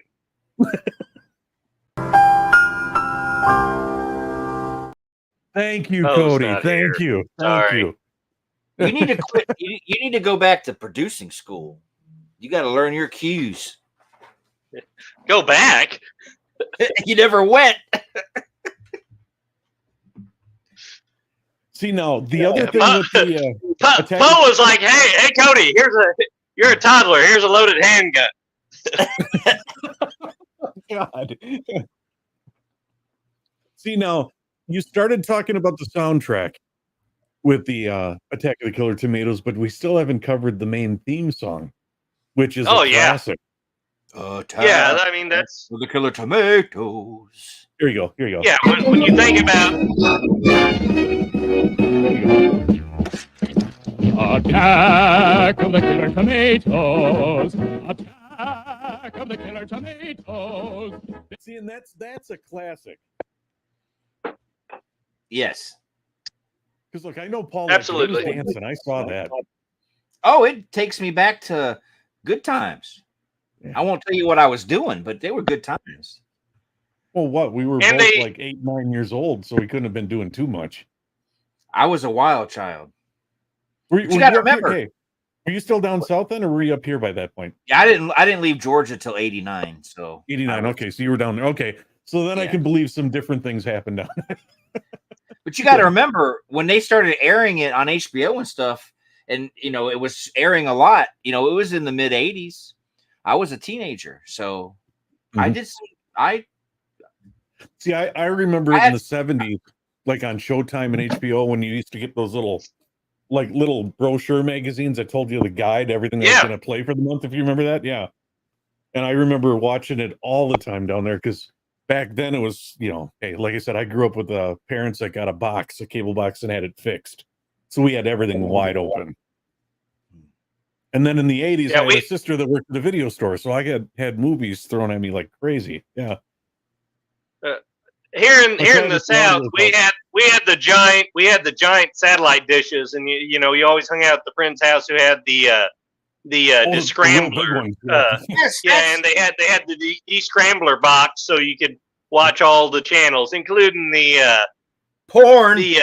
nudie ones. Yeah, Yeah, my friend, his dad, he lived right down the street from me, and his dad had the big satellite dish, and we knew when his family would go to bed, we would put on the good stuff, and you could hear that thing out there. Yeah, you knew if it was pointing in a certain Oh. direction, you knew what they were watching. Yeah. yeah. You were lucky, Paul. You were lucky. See, ours, we were so fucking poor. We got like one of the original ones that came out. It was huge, and it was a hand crank. And and my grandmother, God love her, and Travis heard this story many times. She would go out there in the middle of the night because she knew whenever I was a little kid, she knew I loved Universal monster movies, and she'd look them up in the TV guide, and she'd go out there in the middle of the night, and she had it marked with a Sharpie on the different spots where you get the different feeds, and she'd be out there at 2 a.m. in the morning cranking the crank on this big satellite dish so she could record Frankenstein Meets the Wolfman for me or something. Yeah. So your grandma rocked. See, She does. there you go. She still does. there you go. Oh, Here she's you still go. alive. Your grandma's still here. She is. Yeah. Yeah. So Yeah. there you go. I'm fortunate enough. Most I've got of the- both my grandparents still.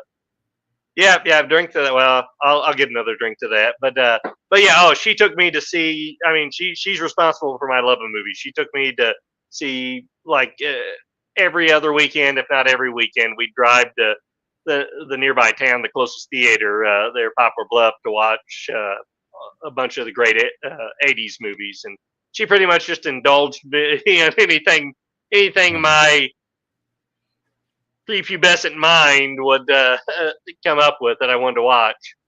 See, now just north of us where Paul and I live, if you get up by Jefferson, which is north of us, we still have an outdoor theater yet, too, up here. Travis, your Now- audio is out, buddy. Yeah, no audio for you, buddy. Nothing. Did you put your mic back down? Put your mic back down. I can. It is. Oh, it is. Yeah. Yeah. No. Nothing. No. Did you mute yourself? I can read his lips though. He's saying Paul is an amazing human being With a fantastic beard. See, and right there he just said Cody looks great with his new haircut. I read that. I got a haircut. Well, his mic, the symbol muted, and then it. But I could. Now he's gone. Yeah. I guess he's gonna reboot. Oh, and I just Nah, when noticed he that you pops got all back in, those I'd have tomatoes back under your name. You know, I picked the movie. Blame it on the tomatoes. Blame it on the tomatoes. I picked a movie that we really couldn't talk about because there's nothing to it, and we've had so many technical issues.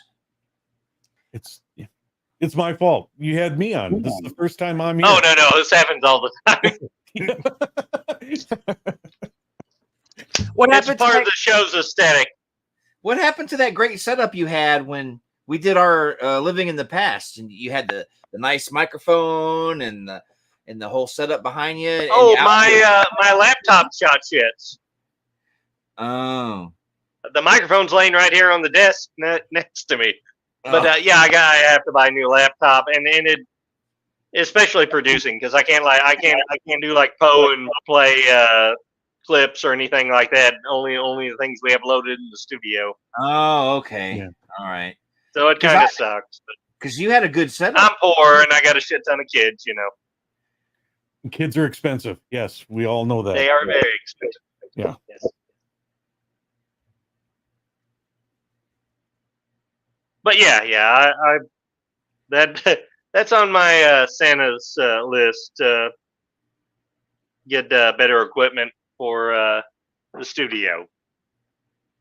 Hey, gotcha. Hey, We, you know we- what you believe guys it or not, know? we do Oh, go ahead. we I'm sorry. do at least try to pull off a somewhat sort of polished show occasionally. You know, I don't think Oh, it they're really strapped. matters if the show is polished or not. It's did you have fun doing it? And I'm having a blast with you, You know, guys tonight. that's the number one thing to us, and it always has been since we started doing this. Mic working now? You Yes. are working now. Yes. Okay. Sorry. I You got gotta like s- several calls and texts and it screwed it up. You have to move him. I can't do it with him down here. I don't know how. I don't know we're all how. screwed up Brady now. Bunch. Sorry, Grandpa. I dropped a turd in the punch bowl. My bad. You just click on his picture and Guys. move him over. Guys, Paul's farting on me right now. Okay. Oh, okay. Let me see if I can do this. That's not a fart. That's teabag. There Hey, you look at that. Now switch us. Yeah, he wants us switched so we can. Yeah, now He switch wants me us. over there. Yeah. There you go. See, I feel Cody, all you're professional amazing. now. See that? Oh, You're oh, on Grandpa, do ball. that again. Do that again. That felt great. Oh, there we go. Oh, I gotta go off camera for a minute. I'll be back.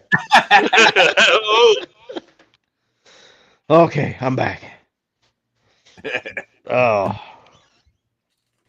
I guess I got like several texts and phone calls there, like in a 2-minute span. I guess it canceled out my mic for a little bit. I don't know. Either that or Yeah. somebody's probably leaving a voicemail, and then it X's my voice. Yeah, that's what it was. Somebody's leaving a voicemail. So if I'd waited like 30 more seconds, I'd been back. So far we've established this episode that Cody needs a new laptop and you need a new phone. Okay, you need a modern phone. Now shit's still working. I need a laptop so I can do Sort this of. from a laptop and get a camera. But yeah, as long as nobody calls or texts, I'm all good. You know, every iPhone I got after like 2 years, it would break. How in the hell have you gotten so lucky to have an iPhone? I don't know. I don't have any luck with them. I buy armor phone packages and I wrap this son of a bitch in armor because I did industrial maintenance so much. It didn't matter what you had on your hip, you better have some kind of armor on it. Otter boxes are a joke. Go to Amazon and buy 3 of the cheap OtterBox knockoffs, and they will last longer than the OtterBox, and they're a fraction of the cost. Yeah, my son had an otter box on his phone, and he stepped on it in his room, and it actually broke. I was like, "What the fuck?" But yeah, Oh, so- dude, I Now, I bought 2 Otter boxes. They did work, but then I went to Amazon and got like the knockoff otter boxes, and I literally was on a scissor lift at work when I done industrial maintenance for a factory. I was 30 foot in the air, and I always keep my phone on my hip. And I was standing up on the rail. When I stepped back down, it hit it just right, knocked off my hip, and it took a 25 to 30 foot ball, bounced off the concrete, smacked a forklift driver, and fell back to the floor.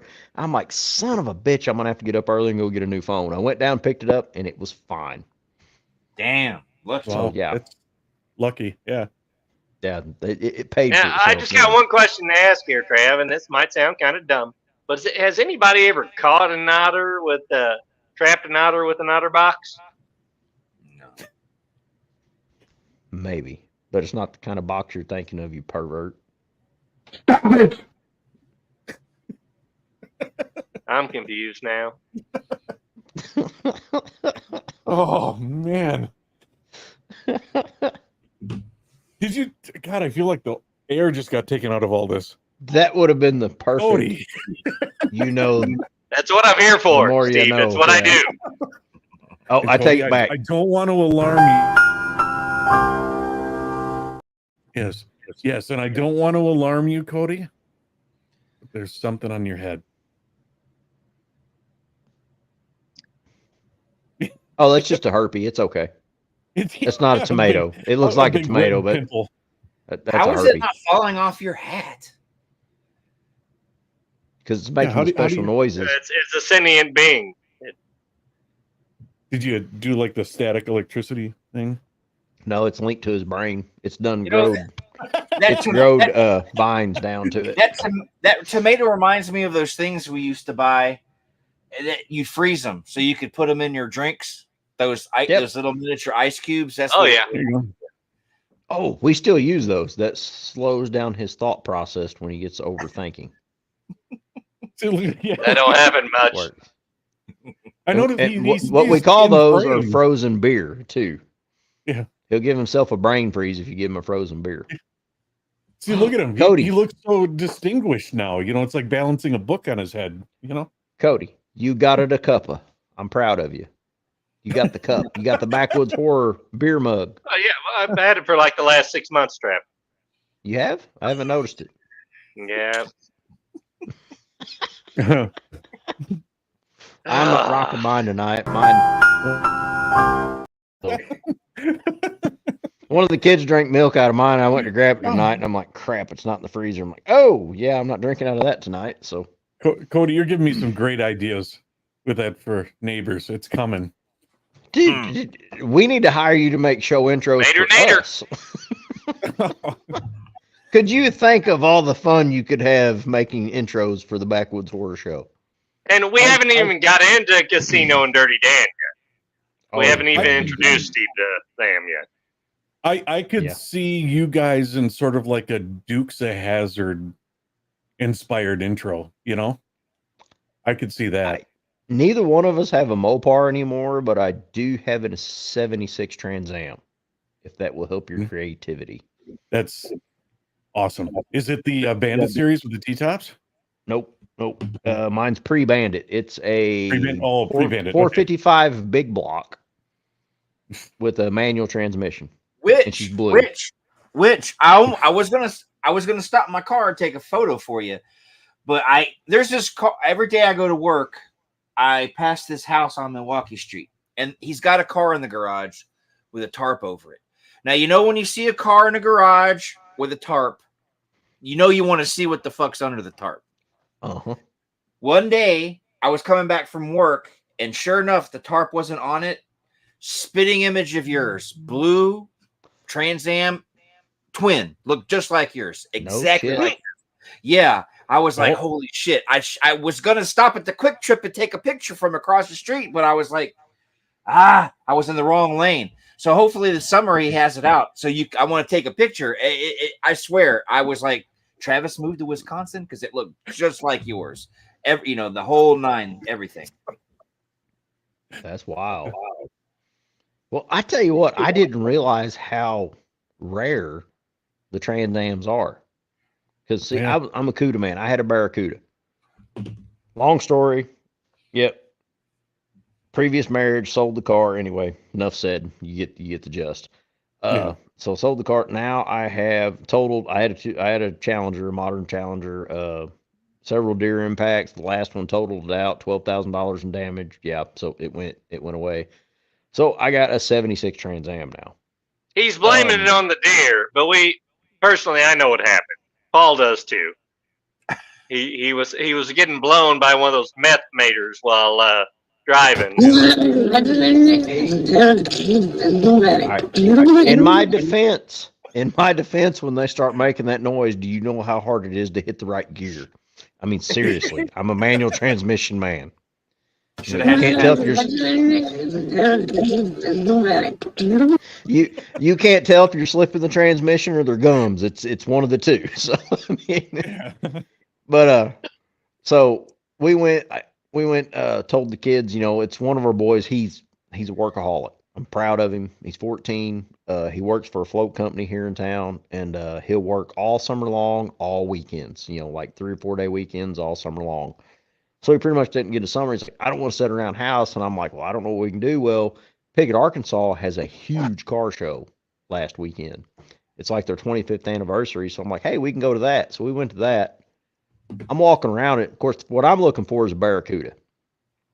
Walking around, and I'm looking, and I've spotted. I'm like, whoa, it's way over there, about 3 acres that way. There's a Barracuda on that hill. We'll eventually get to it. That's the only Barracuda I saw. And then the wife I'm such a Mopar guy. The wife cues me in, so, babe, I haven't seen a Trans Am here yet either. I'm like, holy shit, we haven't. And then like 3 rows down from the Barracuda, there's a Trans Am, but it's an 80s Trans Am. They're the ones that look like they got the pinched nose in the front, Yeah, not the real. And it had the really gaudy rims they had. So it was 80 to 82, 3, I think. I'm not really big on the Trans Ams. Night Rider. On their styles. It had the really fat rims with the little bitty spokes that were like that tall all the way around. It was like a solid freaking rim. Yeah, that's the kind. And it wasn't real clean. It had an aftermarket nose on it that hadn't been painted, and the rest of it looked like the original paint. But so yeah, there was one Trans Am and one Barracuda. I'm like, damn, maybe my Trans Am is a pretty rare car. Yeah. See, my dream car is the Bandit series, the one from the first Smokey and the Bandit. Yeah, 78. That's my dream. But I can't afford 125,000, so I still wanted something that zooms, goes fast. So I went with the Ford Ranger. Yeah, the Ford Ranger. Ford Ranger. Yes. Did you watch ET when you bought this? So you can go 9 miles to the gallon. It's a beaut. Yes. And he's got a camper. Yes. Hey, I've got you beat. I've got you beat.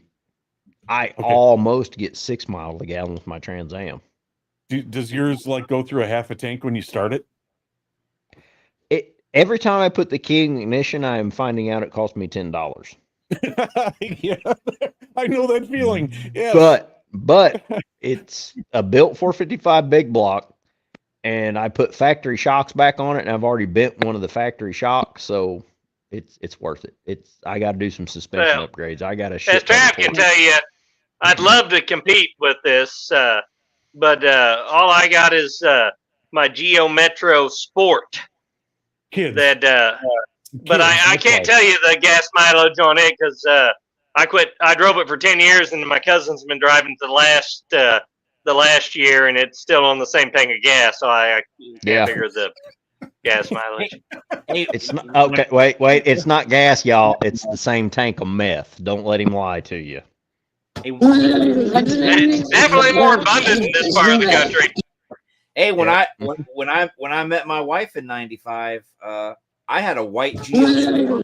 Okay. So those Geos are they got good gas mileage. Oh yeah. And my Geo Storm was weird because you could take the back windows out. I don't know what the purpose was, why they designed it that way, but you could take the side windows out of the back. You could take them out. They came with little bags to slide them in. I was like, I did it, but I don't know. It's like you're supposed to have the tops, not the sides. But no. I know what those were. Those were the Storm, right? Yeah. You were supposed to do that if you were driving through a storm, so it wouldn't throw you off the road in the wind. If you took the windows out, it'd blow through, so you could keep going. If you had the windows in, it'd blow you off because they set up a little tall. That was the trick on those. Because There, That- he's on the ball. Right there, yes. I do believe Almost on cue. when when the Korean company who owned Geo wanted to get out, I do believe they sold Geo to Chevrolet, and they released them as like the Metro. Weren't they Chevy Metros or something? Yeah. Yep. Yeah. Yeah. Metro, they came out with the trackers and all those. Yeah, I Yeah. was gonna say, oh, the tracker was after Chevy got it, right? I think. Yep. Yeah. Wasn't Geo a part of Kawasaki? Dude, Because Kawasaki made the little itty bitty SUV Jeep like things. Weren't those Kawasaki? It's think Suzuki similar after. Sidekicks, is that what you're thinking of? Yeah, Suzuki Suzuki, not Sidekick? Kawasaki. Yeah, Yeah, Suzuki. no, they were different. They were different their departures. main competitor. Yeah, Yeah. I thought Now, those were cool guys, little vehicles, actually. Yeah. The they were trackers, awesome. we had one, you know who it is, the Smiths that own the plaza there in Doniphan. Yeah, They have a tracker. It's not a manual transmission, it's the only kick I got on it. But they've got a little tracker, I forget the year of it, but this thing actually only has 41,000 miles on it. Holy shit, they never drive it. AC, dude, the AC, everything works great. And it's 4-wheel drive. And I'm like, oh, I'd love to buy this. But he was like, oh, yeah, I'll sell it. $15,000. I'm like, no. Didn't even cost that much when they originally bought it. No, I'm like, you gave 10.5 for this bitch new. Hell no. This isn't a collector's item. I'll throw a Fiero in with it, right?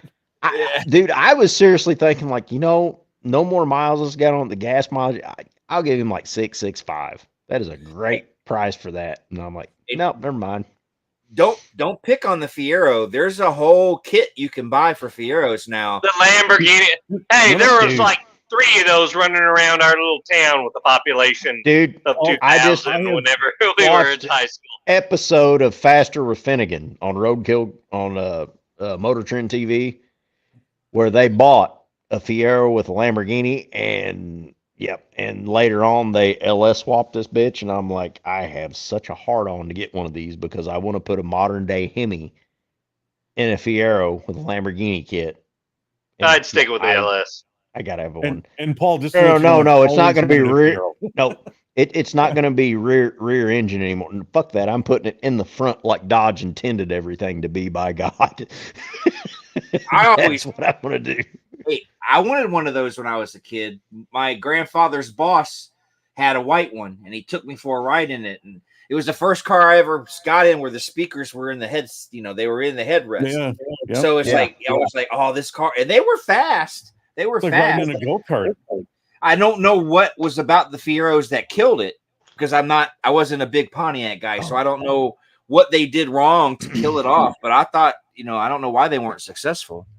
Hey, all I know is when I came across Fieros when I lived in Sarasota, Florida, every Fiero I saw had an amazing looking girl driving it.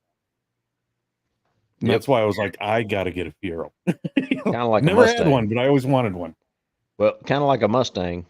And then when you Mustang get a too, yes, Mustang, yep. you notice the only other guys you see driving a Mustang, like cock just as much as those girls did. So, yeah, that's what. See, no, in Sarasota, when we saw those cars, it was always, we called them Q-tips because it's always the old retired people that had the money to do it. You'd always see them driving these cars. Yeah. So they were old gay guys. I see. Yeah. When I see a guy in a Mustang now, I treat it like it's a logging truck from Final Destination. I stay the fuck away from it. Mm-hmm. It's gonna sideswipe me or something. Fuck. Sideswipe you. And if you're standing on ground, you want to be beside the biggest pole you can get and stay away from the crowd because it will go straight for you. It's like Yeah. passing a Swift semi truck on the interstate. You just get around them quick and get away from us. Yep. JB Hunt's the same way too. Yep. But I wouldn't be an 80s guy if I didn't say my heart and soul goes into when I was a kid was my dream car. And I had to have the mullet too. But growing up in the South, for me, it was an IROC Z. I wanted a fucking IROC. Fucking, that was a redneck fucking mobile from hell. I'm telling you. Yep. Georgia, Are- all men with mullets drove those fucking Grandpa, you can get those pretty reasonable priced now. Are you Italian? Better than they were from the factory too now. Man, I always wanted an IROC Z. My buddy had one. I remember he took me for a ride. It was the first car that I'd ever been in my entire life that he floored it. He laid rubber. And then when second gear kicked in, he laid more rubber. And then when the third gear kicked in, it laid some more, and then that was the last of it. But I had never been in a car that could still spin its wheels in second and in third. I was like, oh, I gotta have one of these, man. Well, Grandpa, I hate to burst your bubble, but that's because when they came out, their back tires were as wide as my own iPhone 8. Yeah, that's about as wide as you could go with them. But no, Grandpa, if I win the lottery, you'll get a surprise on your door one day, and it'll be the baddest IROC 8 you've ever seen sitting on your door. Granted, With it's going traps to be stretched naked across the hood. that. No. Careful what you wish for. That's the moral of the story. No, my picture stretched naked across the side of both sides of the car, but it's going to be a Mopar powered IROC sitting there. And this will be the horn. Okay, I didn't think about that, but now, yes, that will be the horn. Every time Grandpa goes to pull in to get an inspection, we honk the horn. No, it works, damn it. I'm not hitting it. It works, though. I don't know what it was. I don't know why. I mean, it was more to it, but there was just something. I'm a Camaro guy. It was my first car. I don't know what it was about the IROCs because I wasn't a big fan of the 80s body style. Yeah. Just like I wasn't a fan of when the Camaro went to that egg shape. I didn't like that egg shape that they did because the Trans Ams and Firebirds, they went that. I didn't like that either. It was that was early 90s, I think, for the egg shape in the front. Yeah. I mainly like 60s and 70s body styles but for some reason I just really like that IROC, and I don't know why. Maybe there was a girl or something that, I don't know. I have a thing about the IROC. I mean, it's just part of pop culture of the 80s. I mean, that's true. It just fits right in there. Hey, were we talking about a movie tonight? I picked a movie. I picked a stinker so bad. You guys were like done. No, we got back on the car thing again. No, you actually said it right earlier, though, Paul. You said there's really not that much to the movie. No. So true. I mean, we covered the guy that was good at disguises. We covered the parachute guy. We covered the reporter. We haven't really talked about the main cop in the movie. We're trying to get back to Quentin Tarantino, I think, because we've talked about Steve McQueen, we've talked about cars, we've talked about. We go from 2 Tarantino films to Attack of the Killer Tomatoes. True. I want to do 3, the movie 3 with Barry Pepper. That was the movie that ESPN films did with Dale Earnhardt. Yeah, I haven't seen it. Yeah. Oh man, I love Dale Earnhardt. I stopped watching NASCAR when he got killed. But I really would like for us maybe. I want to do more. I do want to do more Quentin. I want to do I want to do what was the name of the Western? Hateful Eight or Django Unchained? Hateful Eight. Well, I'd like to do Django too, but we might get in trouble.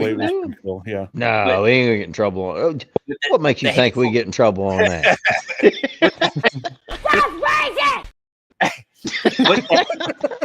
the Hateful Eight was like that's my favorite movie he's done. Actually, I love it. Really?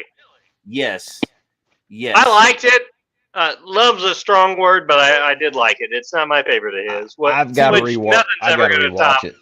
I'm starting to believe that Paul has a man crush on Kurt Russell. No, I've been honest about this on other shows. There's nothing wrong with that. I'm going to say that. Jack Burton approves. I have a man crush. I have a man crush on 2 male actors. One of them is really good, and the other one is terrible. I have a man crush on Jimmy Smits, and I have a man crush on Vin Diesel. So there, one good actor and one shitty actor. But for some reason, I've loved all their movies. Even that shitty one Vin did called A Man Apart. Worst movie he's ever done. Okay. And Oh God, I went to the drive-in to see that, and I kept waiting for it to get good. Yeah, it's terrible. And I own a copy of it. But wait, the only question I got on your man crush on Vin Diesel, your man crush doesn't involve baby oil, does it? No. Okay, we're good. We're good. I wondered why Paul looks at me funny when I show up and I talk about family. What the? Whoa! You're too pale. Yeah, I'm too pale. You're not buff enough. You're definitely not buff enough. No, but I am working on it, and I am drinking milk. And someday, Milk. that was and your Corona, cue again, Cody. For the more you know. that turns you into Vin Diesel. It takes him a while. I thought I'd overused that. I'm sorry. Poe drives from Texas and slaps my hand after the 20th time I use it. Yeah, and for those at home that are keeping count, which was played more, the tomato sound effect or the more you know?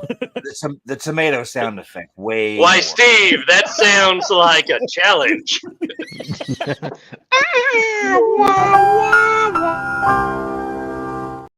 Look on Paul's face. That's so classic. And He's we like, come back and everybody's got a hell do cigar you in their think mouth and rolling it to the side. Any of you guys ever watch Oz? That show Oz on HBO about the prison? Mm-mm. There's this character called Adebisi. Just bits and pieces. There's this character called Adebisi, and he used to wear this sailor's like wool cap or something on his head. But we could never understand how it never fell off. That's all I'm thinking about, that fucking tomato on his head. He's done. It has grown roots into his head. No, well, Trav, and you know, you can testify. My head is so much. It's so much too large for my body. It actually has its own gravity field around it. Oh, okay. There's just a lot of room for potting soil in there, and it's grown roots. No, I see it. Hey, yeah, I'll probably wind up over there this weekend. It's gonna okay. I'm gonna film it on my iPhone when I got to put him down, but it's gonna be Zombie Maters. This is gonna be our next flick coming off that. Roger Corman would be proud of this, but yep, Zombie Maters. I'm still rooting for a Maternator. I like Maternator. Oh, hey, we can get Arnold to star in that one, Maternator. I don't know. I like Paul's idea of tornado with the tornado with the tomatoes. I like that one. Oh, I'm sorry. I thought you said Hormato.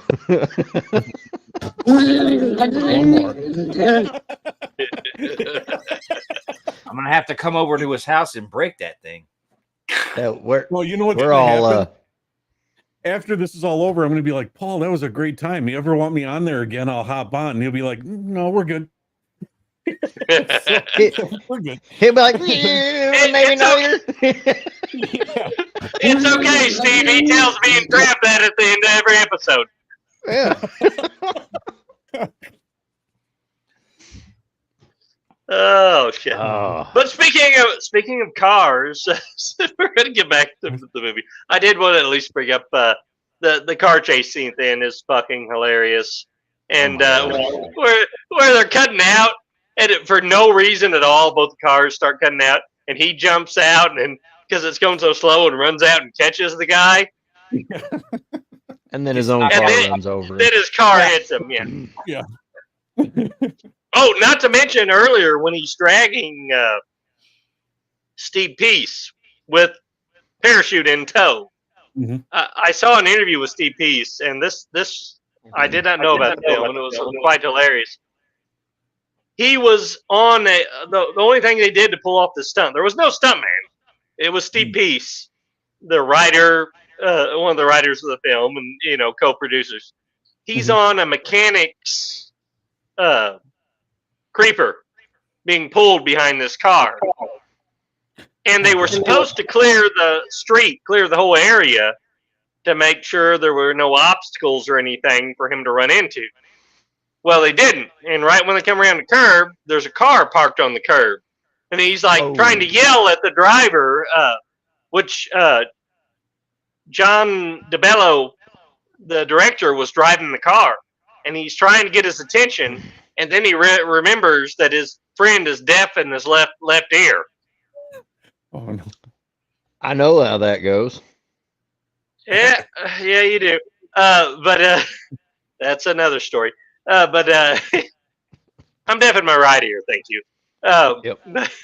Close enough. But about the time he realizes that his friend can't hear him, it's already too late, and he smashes into the rear differential of this car. And if you'll notice, there are some scenes in the movie where his pilot leather helmet with the goggles, one of the glasses is knocked out of it, and that's what knocked it out. Him running into the back, sliding into the back of this car.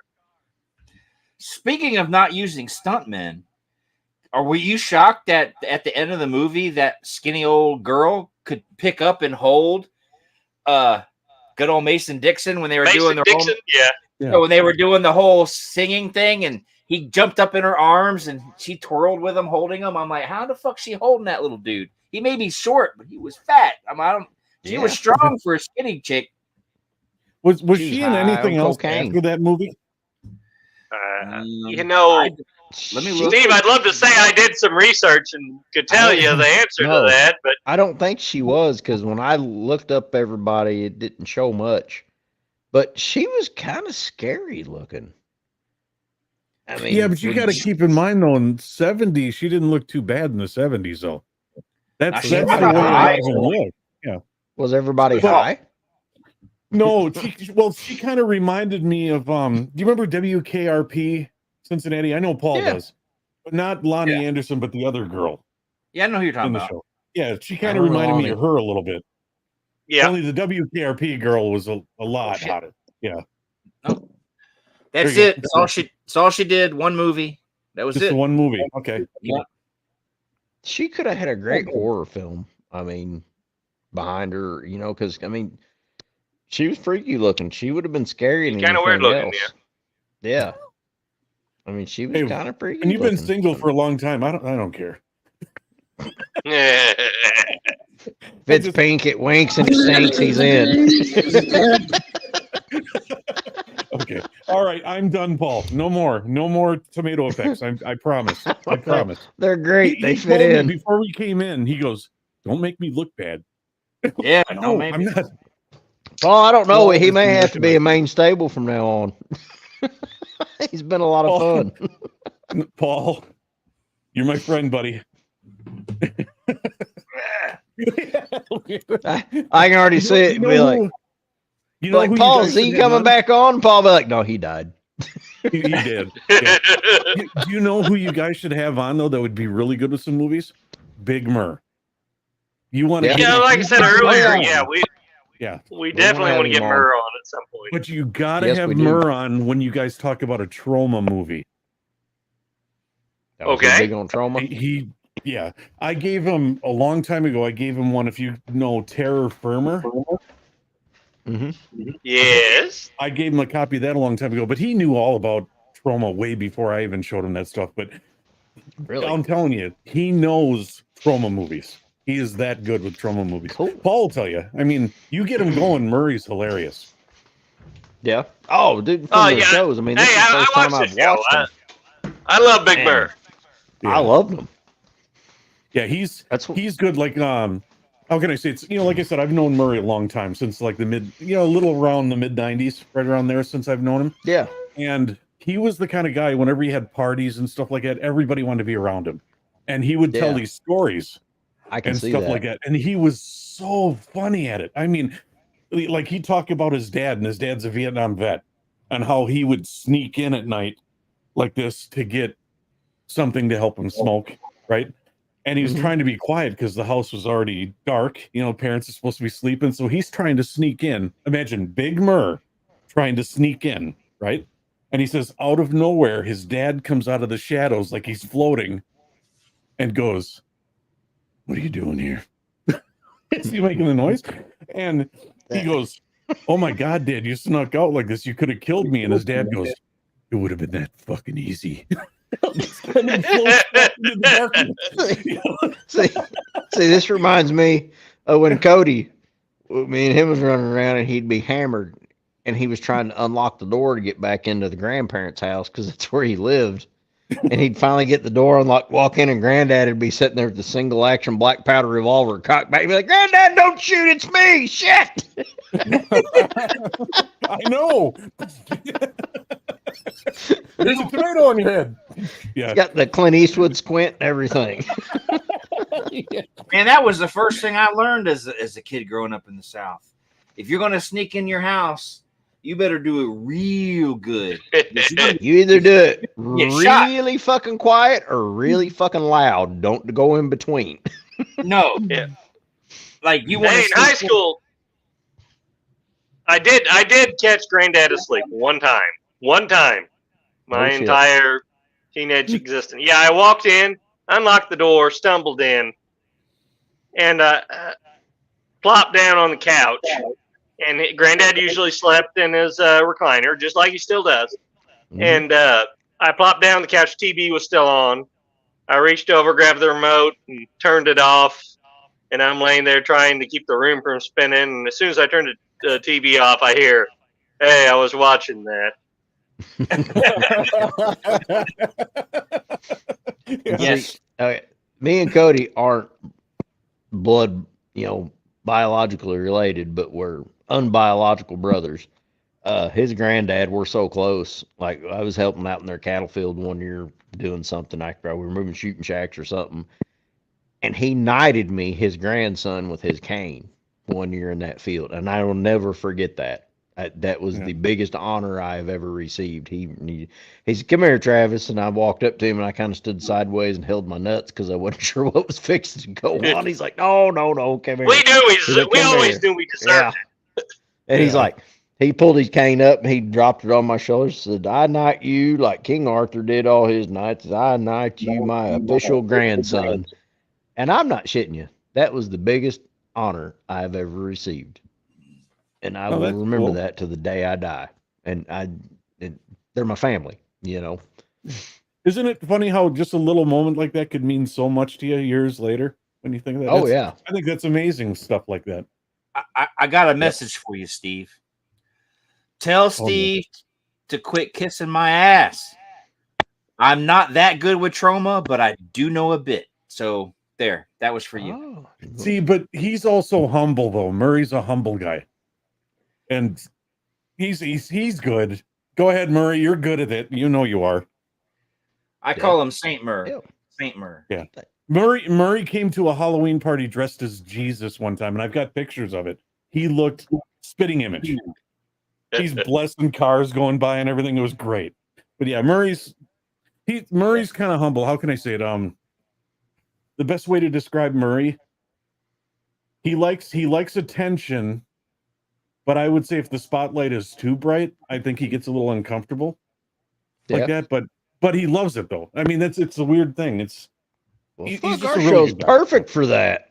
Well, Paul, let's say, Paul, Steve, send him a link. Nobody's watching this shit. Yeah, we got like five years. We're good. Can you fit him in Hell, or not? I think we need to have both of y'all on one show. Well, Cody, all right, the next show is Cody's pick. So we went to Paul Grandpa's just had pick, to then look it's Cody's, then it's he mine. needed an Alka-Seltzer. He's like, Murray and Steve on this show at the same time? No. Paul's like, son of a bitch, this was my release. What the hell's going on now? This was the one show when he could escape Murray and I, Yes. And here you are. You dragged me in. Paul's sitting back there like, if you motherfuckers get an intro before I do, I'm killing you, damn it. So what are you going to pick? Do you have any idea what you're going to go with, Cody, for the next one? Because I gotta get off of here in a second. Do you? I'm a sneak peek or? I'm debating. All this tomato talk. I kind of want to do Return of the Killer Tomatoes now, but that being said, I'd kind of like to mix it up too. And then this is a satire. It kind of makes me want to do another satire. Have you guys seen Look Who's Back? It's from like that is 6 or 7 years ago. I think. No, okay. Look who's back. No. This is a satire where they bring Wait. Hitler back. Wait, Cody always okay, fucks up. okay. You're not talking about Look Who's Talking, are you? No, because I was like picturing a Travolta vibe going on, here. So Look Who's Yeah, Back, yeah. Carter. Yeah, I can see him doing that. Oh, Welcome back, Hitler. This is a- oh my God, This I is swear, look at him. Yeah. this has to be a foreign film. I think. Is this the one you're talking about? Yes. I have Well, if that's never what heard you of that. want to do, Cody. it's one we will do, Code. It says Adolf Hitler wakes up in the 21st century. He quickly gains media attention, but while Germany finds him hilarious and charming, Hitler makes some serious observations about society. This might be good. That does sound It's fucking interesting. hilarious. It is a great satire. It's got a 7 out of 10. Well, Code, it's up to you. Yeah, I don't think You- a lot of people have talked about it. What do you guys think? I mean, I'm leaving it up to you. Return of the Killer. No. I definitely This is wanna dip. your pick. Is it too soon to be talking about Hitler? Or? Your pick, Cody. We've done I a Black think Hitler on this actually- channel. It's fine. That would be a good segue into this. You talked me into it. Okay, that's fine. All right. It's so on let- Netflix still, I think. So I I'm think. What's the name of it again? Look Look who's who's back. back. Yeah, I'm getting Okay. ready to bring up my Netflix app and see if it's on here. Look who's back.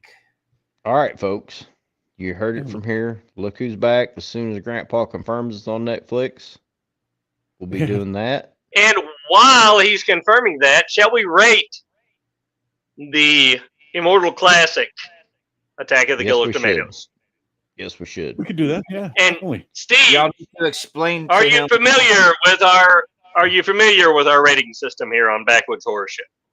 You're gonna have to refresh me because I haven't seen a lot of that. So you're gonna have to tell me. Well, if you didn't make it to the end of any of our shows, I don't blame you. So Well, like Paul said, sometimes he goes, you got to be prepared because sometimes these guys will go 2 hours, sometimes they go like 10, and it's like he says, you guys are on. He goes, I go to bed way before they're done. He says, so yeah. But go ahead. but anyway, How do we rate this? our rating system. Okay. Unlike the conventional rating system, we rate our films in PBRs. Okay. Yes. How many beers does it take you to get through this film? Now, it doesn't necessarily mean if a film gets a lot of beers that it's a bad film. It's just a fun film that you want to drink more beer on. But if it's a really good film that you want to pay close attention to, you might rate it less beers, but have equal enjoyment out of it. So Okay. Yep. what I'm getting at is the ratings don't matter. Okay. It's how I got you- you. Okay. All right. Then It's you know how what? you I'll go- rate your ratings is what matters. All right. You know what? Then I'll just say, I'll say 2 beers because I don't have to be drunk to enjoy that movie. I love that movie, regardless of Perfect what anybody rating. says. Yeah. That is a perfect rating for our show. Yeah. Two beers, Grandpa? definitely. Grandpa, I'm gonna you give go it- next. I'm gonna give it. I don't do the beer rating. I do my Alzheimer's meds. Yeah, he I does would- Alzheimer's. Yeah, I would actually give it 2 Alzheimer's meds, not because I want to, because I want to forget it so I can enjoy it like it's the first time, every time. So I'm not rating it 2 because the movie sucks. I'm rating it 2 because I want it to be fresh every time I see it because it's so good. There you go. Paul, I've got to say that is the best rating you have ever gave on this show yet. Oh, And great. I applaud you for that rating. Hell yeah, Yeah. brother. All right, Cody, you're next. This one I got to give it a 6-pack because I need to be pretty numb and desensitized to have a good time with this. But I'm going to have a good time every time with it. I watched it a couple times for the show, and I had more fun the second time than I did the first even. And Yeah, I know exactly know, what it's- you mean. The first time it's there like, is a what the reason fuck? this is a cult classic.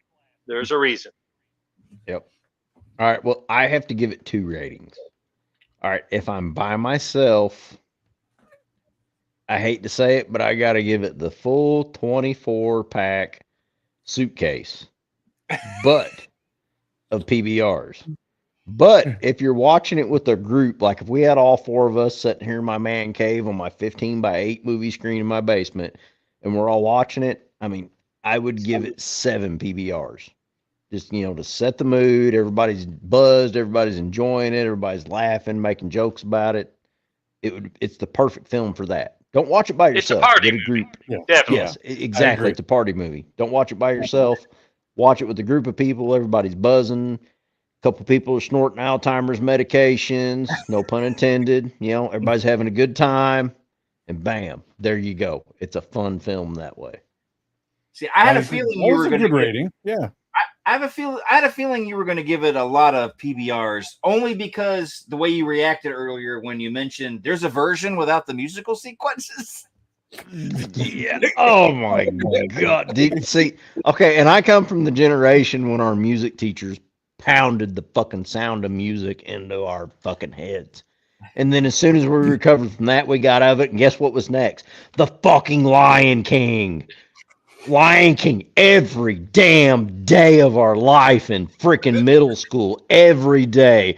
Akuta motherfucking Tana. I'm going to be a mighty king every day.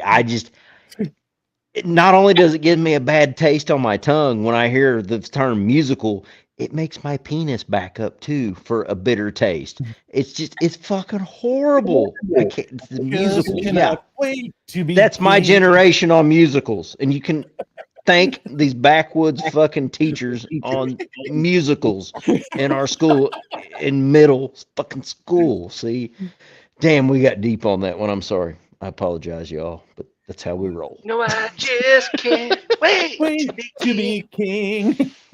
When I George was Michael will leave a better taste in your mouth than those years of that. I swear it, Paulie, and I hate to say that, but it's true.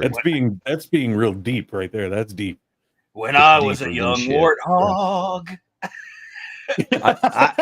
I can already see I it. my aroma like a certain appeal. I could clear the savannah after every meal. I gave this man all kinds of ammo if he ever decides to do anything for our show for the opening. And sir, you have my full permission. You had full creative measures. I will not be offended at all. Oh, can you? I'll be impressed if you offend him. In fact, I encourage it. Yeah. You have a challenge to try to offend me. I got to tell you guys, I've been having a blast tonight. So thank you so much for having me on. This has been fun. This has been a great time. Oh, Man, like I we said, have long time enjoyed coming. Thanks so much. the hell out of having you on here, and you are more than welcome to come on another show. See, and there's Open invite to the Backwoods. And see, there he is with the long pause. He's like, "Shit, I didn't expect that." No, I was getting Let no, me I get my was foot out of my mouth. no, I was getting ready to tell you guys that movie's not streaming anywhere, so you got to pick something Oh else. crap! All right, It's Cody, not streaming. pick something hey, else. but keep it on the back burner because I'm really good at finding stuff like that. So maybe we'll yeah, see. he might be able to find it. Yeah. All right. Have a backup plan. Have a backup plan. Yes. Okay. Hey, pull a trauma movie or pull something and get Murray in on this. Big Murray. Yeah. If he I can know stay, he would- That's he an would- idea. And no, I'm not kissing his butt. He would love to do this. He would be really good at this.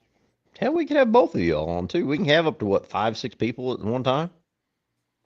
I think If you can have you eight. guys have me back Pretty on much sometime, the I whole would thing. gladly come, but I just don't want yeah. to make Paul, that I still got to deal with Paul on a daily basis sometimes. So Uncomfortable.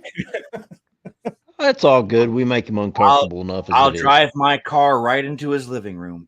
he will. Wait, He will. hey, Paul, Yeah. you've got to video this. You have to if you do it. And you know what? That's a great show segment. And he'll do it on the way to work or on the way back because he's just across the interstate working. And you from know- where I live. Yeah. And you know I bought a stun gun, so I'll crash my car right into your living room. I will jump out and I will get on them balls. He Paul. made a comment to me one time. I can't remember what he was teasing me about, and I said something. Oh, I'll just show up at your house someday. And he goes, "Go ahead." I got big guns. Like, Paul, wait. stay All right, home. I've got really good insurance on my Trans Am. I got Haggerty, and with no disrespect, but with your state, I will visit you, and we will use the Trans Am for this because I can get paid out on this, and it will make a glorious segment. I'm glad I can help you with that, then, Trash. Thank you. God, You can drive a manual transmission, right, Paul? You got to do is grab Yes. second gear, and that Yeah, this- bitch will launch to the moon. I mean, she's the show She's a went torque from monster. a fun, family-filled tomato show to killing the guest. I'm Yeah. No, I not didn't say sure I we would were kill really you. fun-filled tomato show because in like the first 30 seconds we were talking about getting a blowjob from tomato sounds. I'm not going to do it. I'm not going to do it. I'm not going to do And it. My finger and went we- to the button, and I'm like, don't do it. And we never specifically said we'd kill you. We would just assault you. There's a difference between killing and assaulting. You'll survive an assault. You will I've been hear married the twice, so I know I can survive an assault. Yeah. well. You Yeah. got to remember this Trans Am's coming from the south. Yeah, You're he's gonna been have married the too. infamous. You're gonna have the infamous sound of the big block rumble and tire screeching and catching traction, and then the faint playing of a banjo in the background as it crashes into your house. So, Oh, yes, you gotta have the. No, I'm going to hear squeal out of. Yeah, I'm going to hear that. Yeah. See, I may live in Wisconsin. But you can take the boy out of the South, but you can't take the South. hey, hey, brother, have you not noticed the hats we're wearing? Yeah, we Yeah, match. exactly. See, look at I'm the only one without facial hair. I'm the only one not wearing a hat. One You're of good. these things is not like the other. Yeah. You're all And good. you did say it, but see, It's okay, Steve. I'll send you a hat. and you can't pull the card. Tomato. I want a tomato too. And you can't pull the card that. Well, I used to live in Florida. That's not a southern state. It may be in the South, but it is not a southern state. That's true, Yeah. but I did have fun down there. A lot of Oh fun. my god. Yeah. Yeah. The 3 times I've been to Florida, it's been a lot of fun. Yeah, it was a lot of fun. Yeah. Hey, Yep. when I was in high school, the go-to place for spring break for us in Georgia was always Panama City Beach. Oh, so you were up on the Panhandle. Okay. I haven't been Yes. to Panama yet. Always wanted to. But then I always wanted to go to Miami and rent the infamous Miami Vice car and drive it around too. And I'm talking go the full 9 yards, get the suit with the freaking big ass shoulder pads, get the You're gonna little leather loafers with no socks. I can't really do the crank out hairstyle theme music anymore. in the car as you're driving too, right? Yeah. Well, In there the were heat of the two night. cars. Yep. In the heat of the night. That's what they played on Miami Vice all the time. Yeah. And cruise around in that. Are you talking the original Miami Vice car or the one that he got after the white Testarossa? Were you talking about the No, original? the white Testarossa. Well, hey, I'll do the Spider too. I mean, Okay, if okay. money's no Yeah. object, I want to do the Spider and I wanted to do the Testarossa. Just But run see, them the both. Testarossa is what I grew up on. Okay. See, I grew up on that because that's about the time I remember watching it with Dad. And then I bought the box set, and I remember I was so excited when I got the cheap.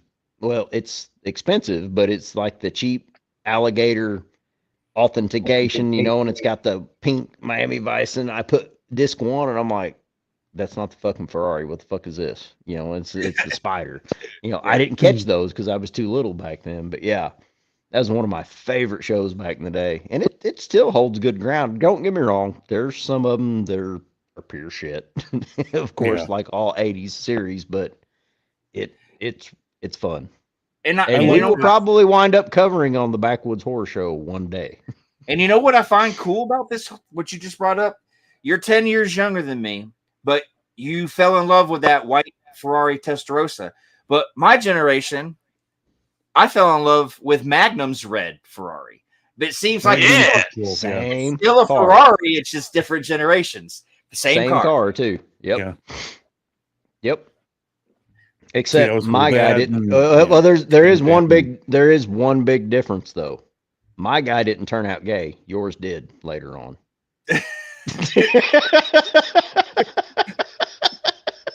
There you go, Cody. The more you know. Here we go. I was waiting. He's a little Damn it, I slow. lost it. Where is it? Where is it? That's all you get. That's only just a bing. Oh, I didn't realize Cody was a Tom Selleck fan too. Shit. He's like, you're just getting the bing. You're not getting the graphics. Quickly down under, motherfucker. Oh, Yeah, but man. still. Yes. You know how amazed I am when I see the younger generation look back at older classic cars, and they make the comments of, "Damn, those things were slow." It's like, yeah, they're slow compared to now, but if you got into a Ferrari Testarossa in the 80s, it was the fastest thing you could get your hands on. But now they're like, it's only got 300 horsepower. My Mustang's got 800. But your Mustang is sitting up against that pole. So, it's not going to go anywhere. Do like this, Paul. What about that scene? Remember Billy? Right? Billy that Madden? movie? Yeah. When he pulls up in high school with that, what was it, a Firebird or Trans Am? Yes, Trans Am. Looking at him like, you loser. That never would have happened. No. They all would have been like, wow, kick-ass car, No, actually, I hate to say it, but that would have happened in the 2000s.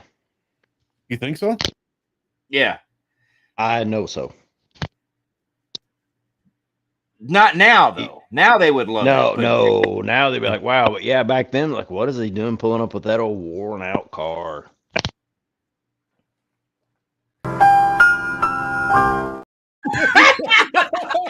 Yes. He was on the ball there. No, Steve, not now. Oh, I missed that, whatever it was. Well, if you guys ever want me on again, I'd gladly come on. Oh, hell yeah. Hey, anytime, buddy. Anytime. No, this you have has been a treat. Thank you so much for having me on, guys. This has been great. Well, with that being said, I'm going to get out of here. I got to go take my meds and get ready for bed. So you just let me know what the next movie is going to be, so I have enough time to find it. Yep. Try to let us know in a day or two, Code. Yeah, we'll do. Feed the hamster a little bit more tonight, so the wheel goes a little quicker. Yeah. Is this a cocaine reference? Because that's what I tell everybody when I need a little coke. No, his brain is being run by a hamster. Is it the hamster wheel in there then too, right? Yeah, that's what I was going. Yeah. But do you know how fast a hamster goes when you give him a little snort? He's like, wait to explode.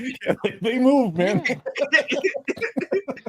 It don't work with tomatoes. You give it to tomatoes, they just go, they explode. They just do that. Last one. One more. Add to. It's all good. And the moral of it. Okay. With that being said, I will. I will see you guys later. I'm double downing. I gotta go kick some ass, and I'll be back next week, guys. Yep. I'll stick with All you right, guys through the closing. How about that? All right, guys. Hey, y'all have a good night, and I will talk to you guys later. All right. See you, Paul. Great show, Paulie. Good night, Paulie. Good night. Good night. All right, guys. Cody, I had some news for the Holler, and I don't remember what it was because I didn't write it down. I do. Steve, you wanna stick around with us for a little news? I'll stick around for a little bit. Why not? Awesome. All right. You cue it, Cody. Okay.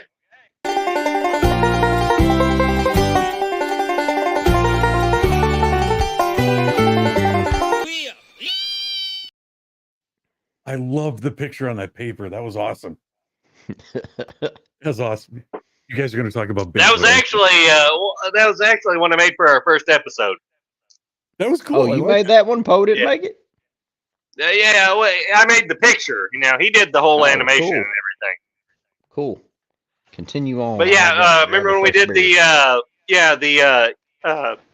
Backwoods Horror Takes a Wrong Turn? Oh yeah, that's right. Okay. Go ahead, Code. Well, looks like The Strangers Chapter 1 is the biggest grossing horror film of the year so far. So apparently... That's kind of sad. Yeah, I didn't know those films had such a big following. But that being said, it made 11.8 million opening weekend. Biggest opening weekend for a horror film this year, but that's not Really? that great necessarily. No, But it's not that great. But you got to take you into know, consideration it's a little and bit different nowadays with streaming at home and everything too, instead of just going to the theater. You know? it's True. killing. Yeah, it's killing the theater. Yeah. It's Mhm. killing the theater experience. Yeah, definitely. But Oh I yeah. really liked the Strangers Pray at Night, the sequel. It might not be the popular opinion, but I enjoy it more than the original, even, which I did not expect going into it. I from the trailer, I was thinking this is going to be like direct video garbage, and then it takes place in a trailer park too, so it's kind of near and dear to my heart. Yeah. Okay.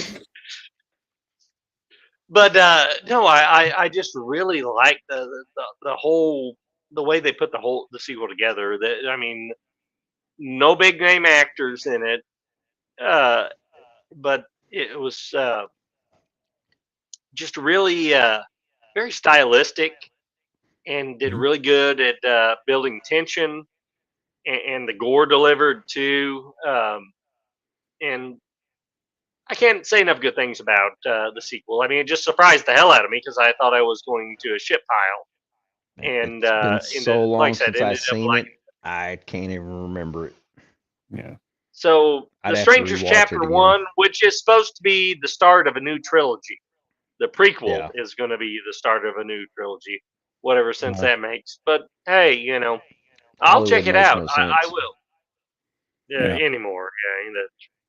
Yeah. Speaking of Hollywood making no sense, not necessarily Hollywood, but game developers.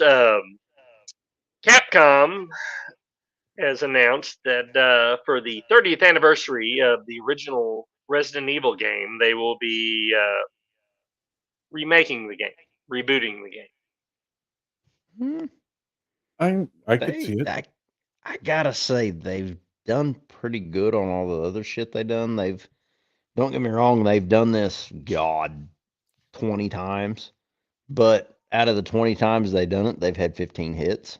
So they've got a pretty good ratio. Don't get me wrong, I'm a huge Resident Evil fan. I've got every one of them back here. Mhm. Yep, there's a rack back there. I've got every Resident Evil from PlayStation 2, 3, all the way up to 4. It'd be nice if they made Huge. the controls easier to move them around compared to the first one. 'Cause Yeah. you were so Oh limited man. on the first one. Yeah. Oh, on the first one, like you were either aiming at the sky, you were aiming forward, or down toward the devil. You know, I mean, That's the only uh, video game that ever made me jump on a scene when that you're going down that hall and that dude, Doberman jumps through the window. I was like, whoa, what yes, the dude. hell was that? Okay, Yeah. I was young. Um, it was Nintendo 64, and I remember seeing Resident Evil was always a PlayStation game, and Mhm. Resident Evil, and they finally for Nintendo, and it was Resident Evil. I don't remember which one it was, but I remember they advertised it for Nintendo 64. I'm like, oh my gosh, finally, and I pleaded and pleaded. I got this for Christmas. Mhm. And I remember it was late at night, and this is before we had all those cordless controllers. So kids don't have to worry about this now. They can play during lightning storms and everything. Well, you had a cord directly to your system, and it Mhm. was a thick cord. It wasn't a thin cord. It's going to burn in two when lightning hits it. So you had a cord directly to your system, and your system was plugged into the wall. So if lightning Yep. hit, you're done. And I remember playing this, and it was freaking storming and lightning, and I didn't want to quit playing, and the lightning would hit, and I'd get freaking scared and jump, and then the game would make me jump and scared and drop my controller. And yeah, I will never forget that. There will never be another game that can bring that back again. And it was And just you've got awesome. the ongoing question from that first game where you have to ask, whatever happened to Jill and Wesker? Because it's right in the Exactly. beginning of the game. They say that. What happened to Jill and Wesker? Maybe we'll find out. Yep. Yeah. And you never do unless you watch the movies. And then the movies True. kind of do, and they kind of don't go with the video game, but they have small things that do. But yeah, Yeah. Cody's So- like, guys, oh, I've got Yeah, just news little for you. tidbits. Okay, go ahead. News. I guess so. Yeah. Well, Okay. Cody's like, I didn't No, expect that 10 minutes, boring. Phil. Horror Inc. has announced their launch of the Jason universe, which will include the new A24 produced Friday the 13th Crystal Lake series on Paramount Plus, which they don't have the rights to do any movies. They can just do series and video games apparently. So this is a bunch of non-news like Yeah. we've been getting for the last 15 years about Friday the 13th. And I hate to sound like a negative Nancy, but probably as long as Victor Miller is breathing, we will not get new True. Friday the 13th content. And And dare I say, it's Sean Cunningham's a big prick too in this, I'm sure. Mhm. But neither of these guys have the fans of their work in No, mind. yeah. They're just looking at dollar And- figures, and it's and dare It's I just say very that it's a disheartening. damn shame that Roger went before him. that's You not wanna- too you wanna harsh. take I that don't one, think. Cody? Yeah. It's I see what it is. We're all getting a little older. We're like, we're really shit. Should we touch upon death? Fuck. yeah, we're getting closer to it. Yeah. Getting You're into this looking when we're in our around. 20s, yeah. I don't feel death wing slapping you. Okay. And I'm sure as hell thinking about it because I'm older than Grandpa. It's like, Really? yeah. I got him by a year. Yeah. It must be all 70. the clean shaving. You look younger. Oh, I used to look older when I was younger, and then I don't know. Actually, I feel like I aged a little bit in the past few years, especially ever since I had the injury where my face was paralyzed for a little while. But yeah, Mm. And it's okay. Grandpa can't remember how old he is most of the time anyway. yeah, he won't You're remember. all good. Yep, you're all good. So you can fuck with him now. And he won't. Oh, I'm not gonna say it. He'll watch the replay. Hey, it's all good, man. I'm not gonna touch that one. Okay. I gotta say he's good about it. I mean, he's like, Yeah, Paul. he told us from the get from the get go. He's like, hey, I'm gonna use these puns, so I want you guys to use these puns. You Yeah. know, Paul is awesome, and that's No, exactly why me and yes. Cody wanted him, because me and Cody, there's no middle ground between me and Cody. We either 100% agree on a movie or we 100% disagree on a movie. So Paul is like the little line that goes between the yin and yang between us. So it Yeah. works out perfect. And he definitely likes movies. He's got Absolutely. a ton of them. Yeah. Yes. Any more news, Code? Oh, Yes. yeah, we finally got a release date on Ty West A24 produced Maxine, the final film in the Pearl trilogy, I guess. What was the first one he came out with? I'm already losing it. X, if I remember right, wasn't it? X. How did I not Mhm. remember X? Which was a cool Jesus movie. Christ. Cool movie. Yeah. They It they're was. good movies, but they all kind of run together. Okay, because I haven't seen the other ones. I've seen X. To me, they. I haven't seen Pearl. I can't distinguish them. But I like them both, if that makes sense. Okay. But Okay. I have a hard time telling them apart since it's been a while since I've watched them. Gotcha. Mia Goth, though, she steals the show. She steals the show. I mean, yeah. even in X, she stole it from what's her name, the Wednesday chick. Oh, yeah. I can't think of her name, but yeah, she's the I'm everywhere chick. Yeah. Jenna Ortega. Yep, there we Yeah, go. Ortega. Yeah. Jenna Ortega. Yeah, Oh yeah. but yeah, Mia Goth, she stole the show in that film, and I haven't seen Pearl, but I'm sure she does in it too. So Maxine, it's set during the '80s, and I am a sucker for for '80s retro movies. So Oh, yeah. chances are I'm gonna like that too.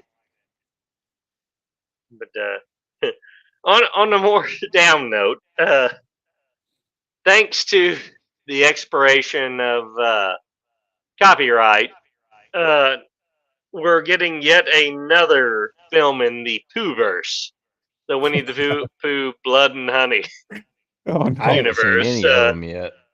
It was, Peter Pan's Neverland Nightmare. yeah, it was interesting. Yeah. I think You're I saying ended that up nicely. shutting it off right around the hot tub scene. Ah, So yeah, I yeah. haven't seen any of them yet. I'll be honest, Travis. You're But not. this missing has a anything. Halloween 24 reverse or release date. See, I was worried about this because I mean, they could have took this and made a tremendous movie about it. But from what everybody's telling me, it's nothing special. Yeah, and I read online. I don't know if it's true. They're thinking of doing one with Barney now too. The I love you. How could they do Barney's not 100 years old? Is it No, going to but be a porno? there's talk about making one based on Barney. Sort of like, remember when the Banana Splits movie came out and they were like killer Troma's robots or something like that? Oh yeah, I like the Troma's gonna Banana do it. Splits movie, but that was actually produced by Hanna-Barbera. Yeah. I bet Troma's gonna do it, and he's gonna use his porn stars that he has working for him. So that'd make more sense. Barney, the big purple dinosaur. Yep. Okay, I'm following you. There you go. Okay. Oh, you promised Paul, not another one. Now he's gonna come knock on your door. He's gonna done show popped up, his Jeff. meds and he's listening. You're gonna see me like And this, I I'll be like, said, "His stop headlight." it. Yeah, yeah. He's gonna wrap me in a twister board and then spin the dial and kick my ass. Yeah. Yeah. In the Poohverse was so far we've had the two Winnie the Pooh Blood and Honey movies, Bambi: The Reckoning, Pinocchio Unstrung. I heard about the the Bambi only one, yeah. thing that the only thing I like about this Peter Pan one is Tinkerbell in it is a heroin addict, and she keeps shooting up with heroin because she's convinced it's pixie dust. Okay. Am I wrong? Okay. The last three films, like, am I just like this twisted? The last three films you have mentioned, they all sound like porn to me for some reason. Yeah, one that's gotta be you. actor or a storyline. It could have been, yeah. Yeah, they could have been. Like I said, there's the hot tub scene in the Pooh movie. You know, Blood and Honey, just the wrong time of the month. I mean, oh,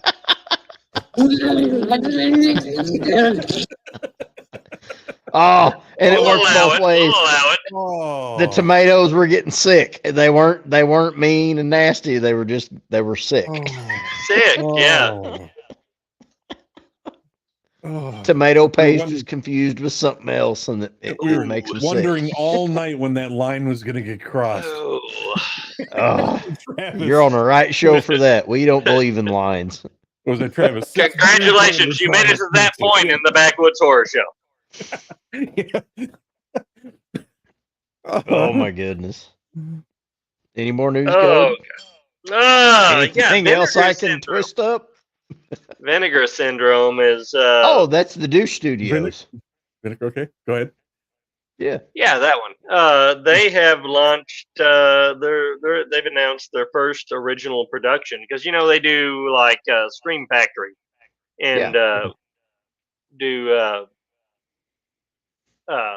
4K restorations of Okay. horror films. But they are doing their first original production called Eight Eyes, and it's being co-produced by Not the Funeral Home Productions, which is the company behind The Last Drive-In with Joe Bob Briggs. Okay. So, Whoa, really? and Sparked my it's interest. been picked up by Shudder, and it's said to be a play on the old 70s Grindhouse films, which also piques my interest. So Sparks my Yeah. interest more. we'll see. That might be Okay. worth a watch. Yeah, definitely. That also interests me. Brings me back to when you got talking about Joe Bob. My tidbit of news I had. Okay, we already covered last time Don Coscarelli's book fiction. He had short stories based on Phantasm. Mhm. But guess what? Finally, freaking finally, there is a Pop vinyl I'm gonna buy. Pop has now introduced the Tall Man in their Pop line. Oh, really? Yes. So now Nice. we have a legitimate vinyl that everybody should buy. The Tall Man. So yeah, I'm definitely going to wind up buying that one. I'm a big Phantasm fan.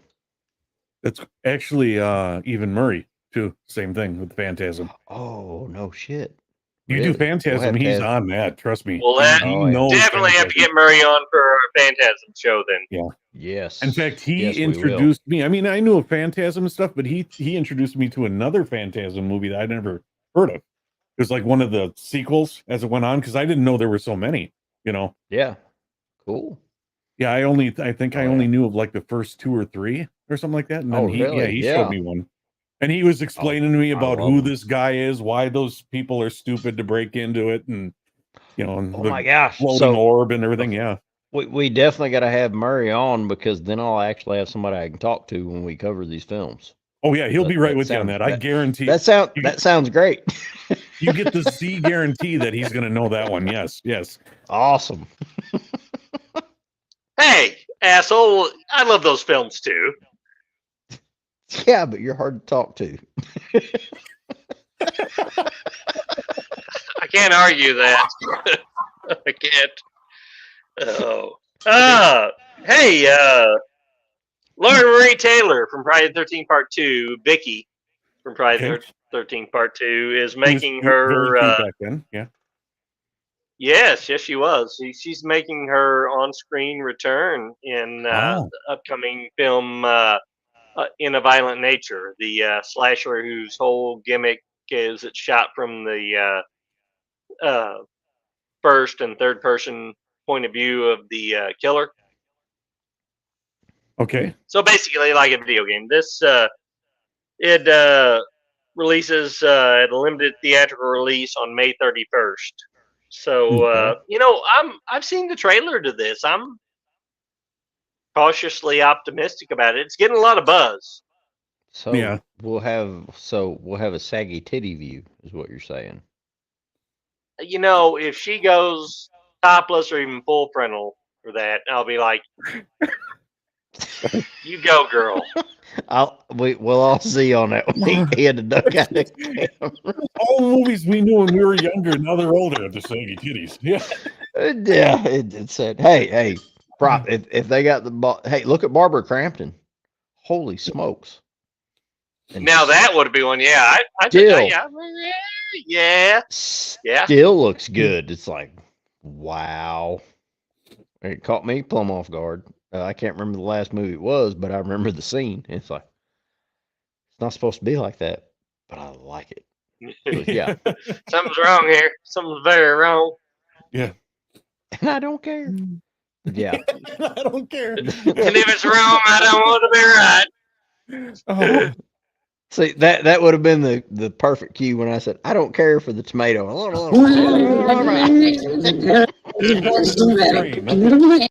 there you go. Oh God, I'm gonna hear it. Oh yeah, I can hear Paul him. is staging Yeah, as soon his as I SWAT cross tactical raid on your house right now. He's outside your door. I thought I saw headlights a second ago. So yeah. NECA has just announced they're selling a LGBTQ, blah, blah, blah, blah, A, B, C, D, E, F, G, Elvira figure with a rainbow dress on to support I knew they were Alphabet. going to do that when she Thanks. came out. Granted, I don't get me wrong. I don't care. It's I don't. America. Live the way you want, but don't push the shit above me. But don't fuck. And don't put with- rainbow dresses on my Elvira boobies. No shit. Don't fuck with Yeah. my Elvira. Elvira She was, dresses in black. She has Well, for yeah, 40 and years. Exactly. Yeah, and I agree. Why change what we lived through? If you want to change it now. But don't Well, the change what reason- we experienced. You know. The reason Yeah, they're make doing your own this is character. because Make your own, do your own stuff. she do your finally thing. came out. Everybody do your as- thing. She finally came out as she likes pussy too. That's the only reason they're freaking doing this now. Yeah, but she's got to at least be a switcher though. We hope. Because I mean, I've heard the stories. I mean, she even got messed around with Elvis or something like that back in the day in That Vegas. might She have was really been young to though. I know get that. to where that might have been just to get to where she was trying to go to. I mean, not judging. Don't get me wrong. Yeah, I'm not But, knocking yeah. what she did for her career. She really made an impact. You know. I'm not. I knocking watched what her she's plenty of doing times. now because I, yeah, still. But besides the point. I glanced at those haunted hills. Yeah. Mm-hmm. Yeah, she was like Yeah, 50 or I mean- 51 when she did it. Yeah. I mean, Oh, yeah. but in my defense, Betty White's gone now, so I got to shoot for the next best runner-up. So Oh, Betty. what Dude, I'm I saying. always wanted a hug from Betty White. I really did. Dude, She was it was awesome. funny. All right, you get a big group I just of wanted guys an now. insult from her. Oh, God, I'm yeah. sorry, but you get a big group of guys around, and women are just as bad as we are, and they'll always be like, "All right, what celebrity you want to bang?" And everybody would be talking. It'd be Tyra Banks, some supermodel, this and that, and they'd always come to Marissa me. I'd look at Tomei. them, say, I'd look at him, I'd be like, Betty White, and they'd be like, "What?" And I was like, just so I could say I did. Oh. Betty White But- had one of the best one-liners I've ever heard in my life.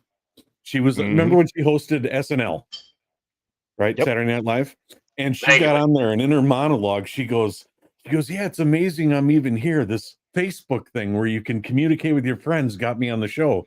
She goes, "At my age, if I want to communicate with my friends, I use a Ouija board." And I thought, man, that was classic. What a pro! Oh yeah. Oh, Oh yeah. Okay, Oh, Betty on White with the news, had Cody.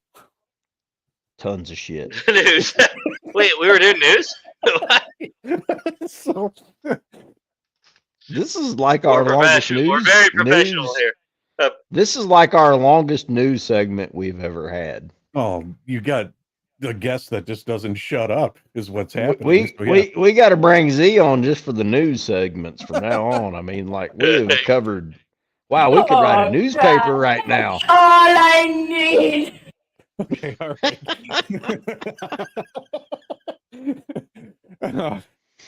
Yeah, I've got Oh, toys. I like shit. toys. Go ahead.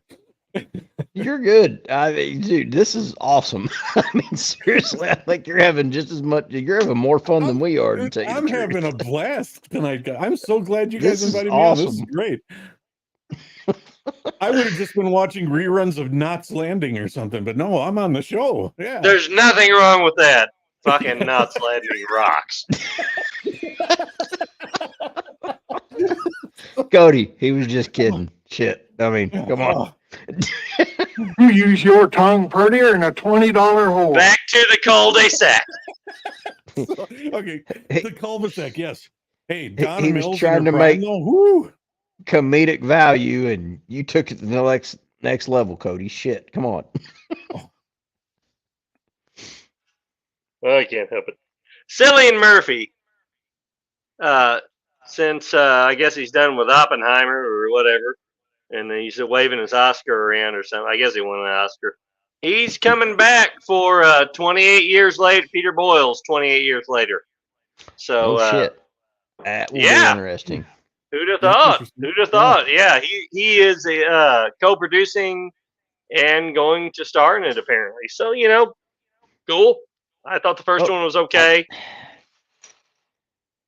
I gotta admit, yeah, that one. And then the 28 weeks later, 28 weeks later, yeah. it was good. And then Peaky Blinders, it was pretty good on a completely Everybody's different. told me to watch that. I still haven't got around to it yet. Dude, if you watch one episode, you won't be interested. But if you watch 5 episodes, you will be hooked and you'll want to watch it. I did the same thing. I just watched it to some background noise while I was doing other shit. Kind of watched like, yeah, it's not bad. I watched 2 episodes, I watched 3 episodes. By the 4th episode, I'm like, yeah, this shit can wait. And I started watching the show. Now it's got its hits and misses, of course, like any series does that runs as long as it did. There'll be some episodes you don't agree with, you're not interested in, but it will pick back up very soon. Nothing like The Walking Dead where you have a whole season and a half that's shit. So yeah, it's good. You need to watch it. Hey guys, all I know is my show's coming back on next month. The Boys. Yes, I love The Boys. I even like Gen V. Gen V, the spinoff was good. Awesome. Yeah, definitely. Yeah, it sucks that the lead character died in real life, though. Yeah. I can't remember the kid's name, but yeah, he was like 25 or 26 and fucking died in a motorcycle accident. That's why I never rode a motorcycle. I'd be one of those. Mm. There'll be a replacement. Something big will happen from that. So they'll CGI The Boys him is back awesome, into though. it. It's fine. yeah, The Boys. That when I was told about that show, I was actually with Murray when we were told about that show, and I had no clue what it was. And I thought, okay, I'll go home and check it out, and I'm hooked. I mean, just to see that on camera, superheroes are friendly. They're your heroes. We're out to save you. We're your friends. But when the camera turns off, they are a-holes. Just straight. It's such a satire. That's what I love about it. I mean, it makes so much fun of Hollywood A-listers. They're constantly taking jabs at them, comparing them to the superheroes. Like you said, how they're on screen, they're all, photogenic and family friendly, but off screen, they're just fucking horrible people. Yes. And hats off to Elizabeth Shue, still looking good. Oh, she did in that first season. Yeah, she's in the first season. When's the first season? What year did the first season take place? Here a few years ago. It's just in its season coming out now, fourth right? season, yeah. Yep. And they've already said that they okayed the green light for 5 too now. So I've always had a big crush on Shue and anything she's been in. If you start down that wormhole on The Boys, you will. I guarantee you will be binge watching the whole when you thing. See some of the things that happen in some of the episodes, I don't want to say it and blow it, but there's some that was like, did I really just watch what I thought I over saw? the top, outrageous, fucking super gory shit? Gory blood, superheroes, blood, sex, boobies. It's right up your alley with boobies. Travis, boobies. Lots of boobies. I'm hooked. You said Elizabeth Shue and that. Prime. Yeah, okay. It's on Amazon. She's in the first season, and then maybe 1 or 2 episodes, or a couple, in the second one. Yeah, because they have to tie the rest of the story from the first season. But I don't want to say what it is, but it'll blow it. But so does she look just as good as she used to, like in the what was it, Piranha Double D? She was in. Yeah. Oh God. Yeah. Even if you watched Cobra Kai when she was there, she still looked good there too. Yeah. Oh yeah. I've always liked Shue. I always thought she was kind of an underrated actress too. Oh, I had a crush on her in that Adventures from Babysitting movie that she did. Babysitting, yeah. Adventures in Babysitting, yeah. Hello. One of Vincent D'Onofrio's first films too, where he played the mechanic. And see, me and Cody, we're country. So yeah, our babysitters were our cousins. So this shit didn't work out for us. So yeah. And I had my older sister who was 4 years older than me. That was my babysitter. Yep. See, you were even worse off than we were. See, we're close enough to Arkansas line. It was legal, but I mean, hell, still wasn't right. Oh God.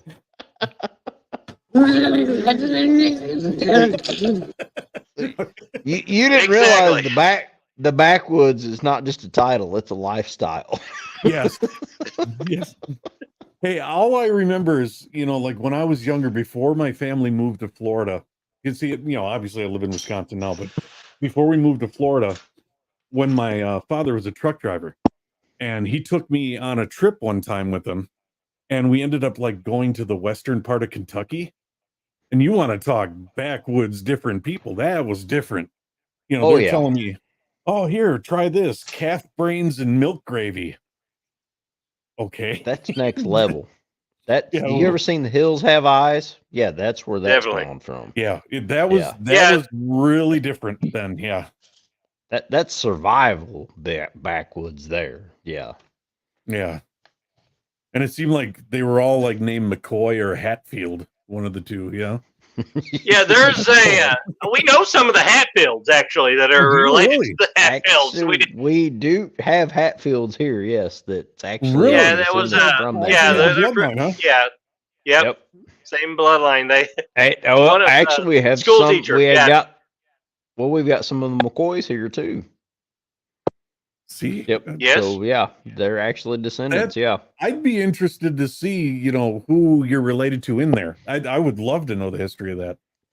We're scared to because we're married now. We don't want to go down that far, just in case. Yeah. You can't ever tell. Like me and Trav's families have been in this part of the country since it was settled, pretty much since the mid 1800s. So wow. Yeah, it was hard finding a date whenever we were in high school that we weren't related to. Yeah. Yeah. You didn't talk very far. Yep. I'm sorry. You didn't talk very far on the date, and you used protection and you prayed when it finally sealed the deal. So we'll just put it that way. And you just hope to God you didn't run into her like at Christmas or something, Yeah. Family reunions. Yeah. Yeah. Family reunions. Yep. Yeah. Oh yeah. Like, this is awkward. Oh. Yep. This is my daddy. Oh shit, that's Uncle Buck. Oh damn. I had no idea. Does anybody? That's a great segue, I guess. Does anybody give a shit about what Blumhouse is coming out with next? Kind of, sort of, not really. Are they coming out with another Killer Tomato sequel? They have announced their next 3 releases. They're doing their Five Nights at Freddy's 2, December 5th of 2025. I rate this one at a 50-50 chance. Blumhouse has not done good on horror, so they got a good chance of elevating what we had, or completely. I didn't hate Five Nights at Freddy's, but that being said, I didn't think it was the second coming either. Okay. The kids enjoyed it. Yeah, it didn't really leave it open for a sequel either. It's like, what are they going to do? Well, my boy yeah, is like the original Five Nights at Freddy kid. Like when it first come out, he was the right age that they marketed to. Yeah. We kind of played the games together. I didn't get them. To me, they were goofy, but they scared the shit out of him. They gave him good jump scares. Granted, he's 14 and he was like 7 or 8 when they first come out. And he was into him, so I played him with him, and I kind of grew up with him. And the movie, he went and saw the movie in theaters with his mom. And he's like, it wasn't bad, but he's like, it wasn't good. And I'm like, well, what do you mean? He's like, it wasn't what it should have been. So I'm hoping Blumhouse brings it to what it should have been. I doubt they do. That I agree with you, because it did seem like a kid's movie. Like it was really tamed, Yeah, it was not what he's like. There was no dead kids reanimating the animatronics in Five Nights at Freddy's. He's like, this is bullcrap, Dad. And they seemed like they were friendly to the one kid. It's like in the game they wanted to kill everything. Exactly. Yeah. And well, yeah. And Yeah, but it didn't make no sense. Oh, the scary games that Grandpa and I had when we were kids would have been like E.T. on Atari. That was scary. I remember that one. Scary is It not was- even the word, Steve. It was scary because of the Traumatizing. gameplay. Traumatizing. Yeah, Exactly. And you wanted to give it a chance when we were kids, and no, it wasn't there. it was like Frogger trying to fly through the trees, basically, is what Yeah. E.T. was. I just remember Yeah. numerous times throwing the controller because I kept falling into a pit. This Yep. game sucks. Not even getting close to the pit, and you fall into it. What the? I stopped Yeah. right Fuck you, before ET. it. I hope you never go home. Yeah. And then you're like, yes, I got the last piece for the communicator. I can call home. And then there's that private eye guy that runs into you. Gone. And then you fall into a pit again. Done. Yeah. Out of nowhere. It's like I was standing in a house. How am I in a fucking pit now? Yeah. And the guy runs like 3 times faster than you can. Yeah, Yep. so, okay. The only Yeah, other game that was worse than the ET game was the Friday the 13th game. That for was bad. Nintendo. Actually, I did have Porky's on Atari. No shit. Porky's? Yeah. That's probably worth some money now. I wish to God I still had it, but that was years ago. But yeah, with the game, you could see the Porky's thing, and Porky would always try to get you, and you were Pee-wee in the game. Yeah. And you would go down it was sort of like remember like the original Mario Brothers where you had the 2 and they're jumping over things when things come out of the pipes. It kind of resembled that. And Please tell me it had 4-bit titties. oh yeah, yes. It showed a shower scene with the No girls in there. Oh shit. god, yeah. And then you would wow. grab onto this pole because you'd have to jump over a swamp area like they had. And it was there were boobies, Atari boobies. So did it have the famous You had to scene jump to over where... jump over the shower stall so the chick don't grab your dick. Yeah.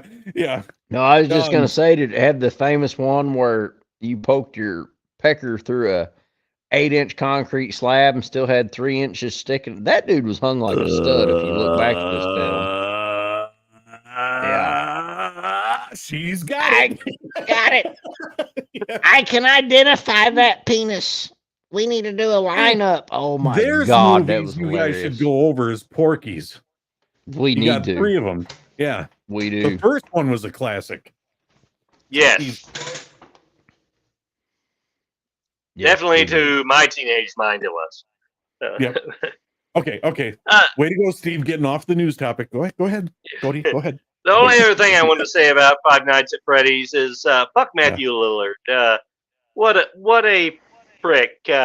He was all about coming back, returning to the Scream franchise until he took this role in Five Nights at Freddy's, which he admitted he said he didn't think it was going to be a hit. He thought it'd be a flop, but then it ended up being a hit. And now he's like, oh yeah, this is my new franchise. I don't have any interest in going back to Scream. Fuck you, Matthew Lillard.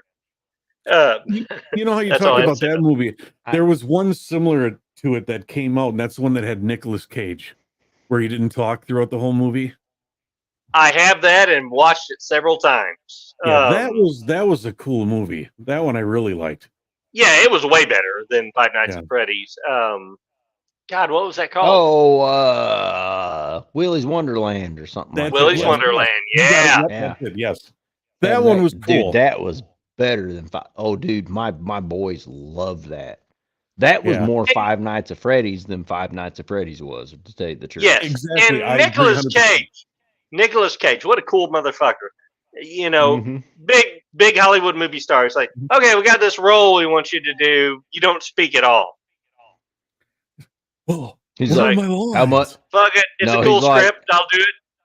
Yeah. Oh, no. That's Will there be coke? No. That's not what it was. How much does it pay? Okay, Did hold he say on. that? He's like, how much? And then he's like, my agent. How much do I owe the IRS?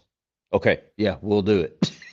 Oh yeah, so that's what it was. He's in everything. He's always doing movies. Yeah. Well, he got in trouble with the IRS. What was it, Code? About 15 years ago. when he bought And I the think he's dinosaur been head. trying to work. Oh yeah, I think he's been trying to work his way out of it ever since because he has not done any jail time yet. I But will that's say when though, he came into all the movies. Like he was in that one with the Ron Perlman, The Last Witch.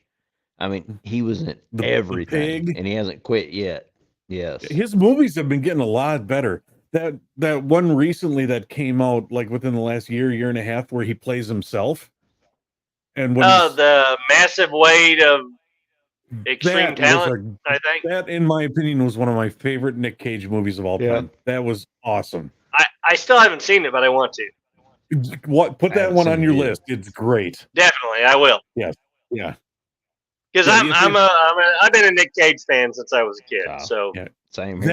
That one will rejuvenate your love for Nick Cage if you watch that movie. Just when you see him act, because nobody can play Nick Cage but Nick Cage. That's the best way to put it. I agree. I like well, the yeah. the Blumhouse bullshit Okay. again. Okay. Megan 2.0, June 27th, They're 2025. making another Megan, huh? Another Megan. Yeah. I gotta admit, My the kids first loved it. Megan, My kids loved it. I watched the first, and I gotta admit, it was good. I liked liked it. it. I'm waiting for Chucky versus Megan. That's gonna be a porno.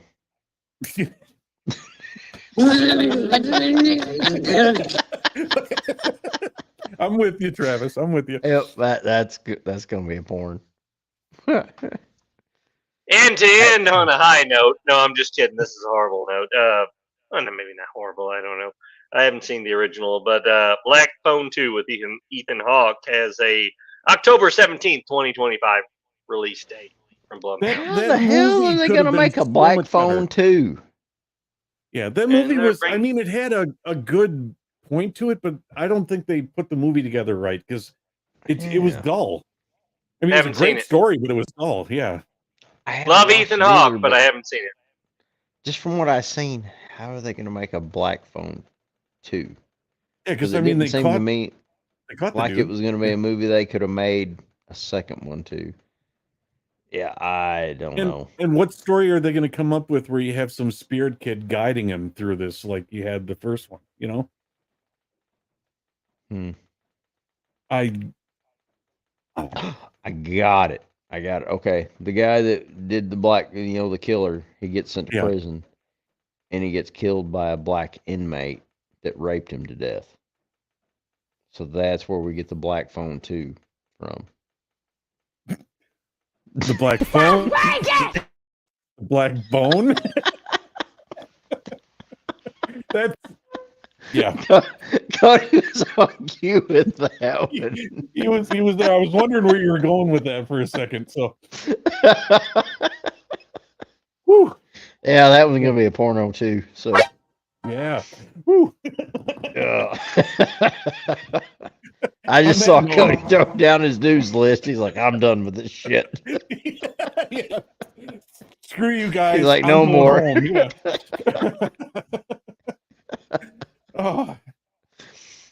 Oh well.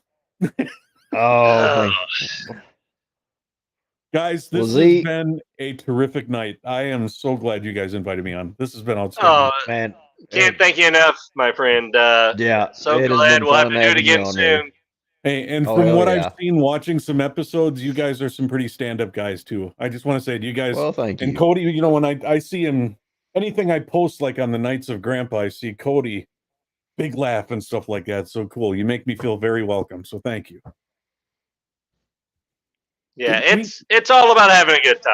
We're here for a short time, so might as well enjoy it. That's the Exactly. way. Yeah, life is Yep. too We see short it to be here. mean. Be peaceful, have fun, laugh, Yeah. enjoy Oh, life. yeah. That's the way it should be.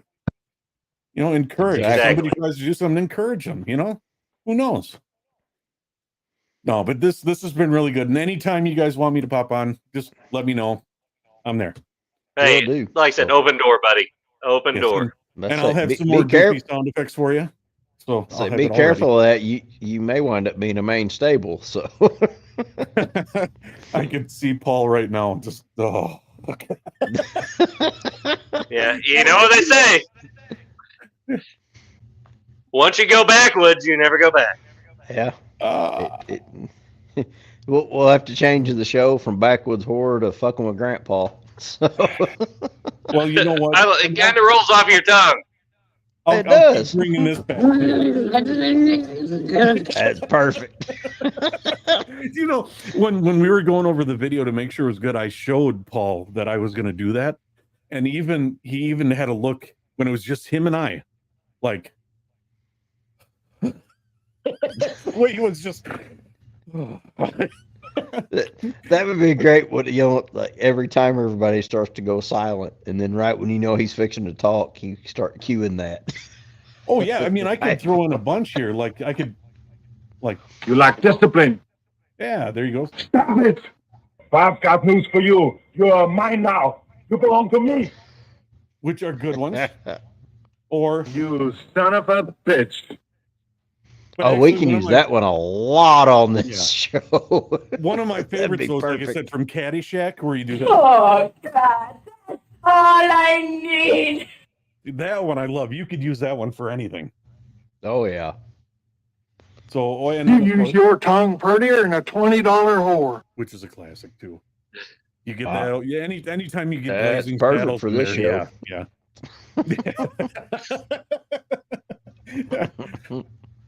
But no, seriously, I've had so much fun tonight, Well, I'm guys. glad This you has have, been man. really good. So thank you. Oh, thank Well, you hey, for coming on. you're part of the Backwoods family now. So, Yep. we're harder to get rid of than herpes. So, And I have tried to do that. No,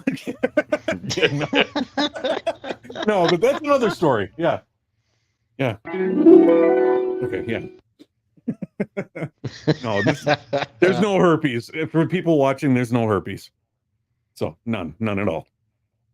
for He him, just hasn't tried- he's No, not no, speaking no. for me and Trav.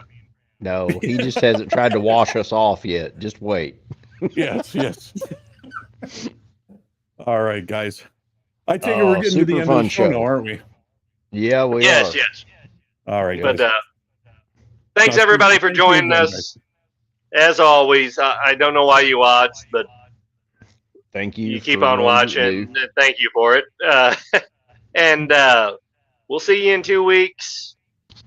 Until then, always Be sure check and your check family out- tree when you go on a date. Make sure it's not your cousin.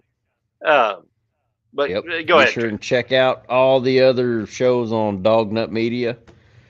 We got Joey T's show. We've got the new Pose yeah, morning Jack show Transmission. going. Yep. Yeah, We got Poe's dog morning nut, show going on. morning dog nut. Right? Something like that. That sounds bad. That sounds really bad. I don't think that's it. Anyway, it's a morning show. It's Post. Good morning, dog nut. Good morning, dog nut. Maybe that's it. Good morning, dog nut. There we go. That still doesn't sound good, but anyway, we've got Sad Nation to Die For. Sad Nation to Die For. Yeah. We've got there's another one or two, but anyway, With and then our, don't forget, with our buddy Dog Nut's Mexican Paul, not to be confused with the other Paul. yes, we have two different Paulies on our network, and then don't forget to check out all of our Grandpa the Nerds shows too on another network. But he's also on Rumble too under Grandpa. So I found him on Rumble. Yeah, you can see the Neighbors Shit. Talking Shit with all of And- Steve yep. Here's great animations. Oh my goodness. And You guys Steve, are way too where kind. can they find you? Got a new show, right? Well, I've got the radio show going now is Z's Cheesy? Cheese. Yeah, which is cheesy. Z's yeah. Cheese. Yes, Yeah, I Z's started Cheese, listening to and it that's, today. Yeah, and that would be you won me Sunday- over. You won me over right off the bat with playing a Tom Petty song right off at That's first. a great That tune. Yeah. yes. But for and those where that can don't know, it would be on rabbitandredradio.com. okay? Otherwise, on the following day, it'll be on all the platforms basically except Spotify. But you can Okay. catch that on Sunday nights, which would be 6 to 8, which would be Eastern time, Yeah. 5 to 7 Central. Okay, cool. So is that on Rumble also, or I don't know because it's the radio part. It's not an actual video show. It's just a radio. okay? Gotcha. So, But you know, you Gotcha. can email me if you want a request at zcheese@rabbitandredradio.com. You could do that. I'll gladly play anything. Even the cheesier the song, Awesome. the better. That's the way to do it. So, Awesome. Cool. but yeah. So everybody So- check that out and tune in for And some great before music we go, on though, I Z's want to say Cheese. being a guest tonight, I did learn a valuable lesson, and I want to thank Travis for this. You must avoid meth. Don't chicks. accept invites from random podcasts. Avoid Meth maters. There you go. They are surprisingly enjoyable, but it's fucking terrifying at the same time. They always want to talk Yes. when they're done. It's Eh, They do, and the sad part is you can't understand them. no. See? And for those keeping track, that was probably Crap, the come on. 28th time I've played. Dude, that I gotta say though, Cody, I love The More You Know. That you blew me away with that one. I've got so many ideas in my head right now. I gotta And steal that Cody- one. I gotta Cody, tell you, that I'll be wasn't honest, I'm gonna racist. steal that one. That hey, was method. I can't take credit. Poe loads all the video clips, and he is way quicker on the draw than I am. No, Well, you- nobody. Oh, my goodness. He hits them before we even get our sentence finished. You tell yeah, that's Poe like- that I said that is a classic. The more you know that, That's like keep that one. That one is half the classic. time, like when we do the Henry fucking Rawlings, we'll get Henry out and it hits every time.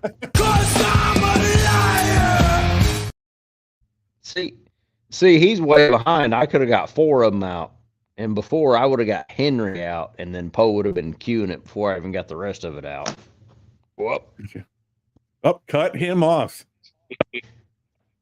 Nope. It's all The good. the phone's still not broken, right? Oh no, it's an iPhone 8. They're indestructible. They're like the next gen Nokia. Hmm. All right, guys. I'll shut up now so you can say goodbye. It was a All pleasure right. being on. Thank you, guys. Thank you. It was great. You are Thank you, welcome here bud. anytime, my friend. Anytime. Well, you. welcome to the Backwoods. Thank you. It's a pleasurable being here. Thank you. Yep. And everybody tune in 2 weeks.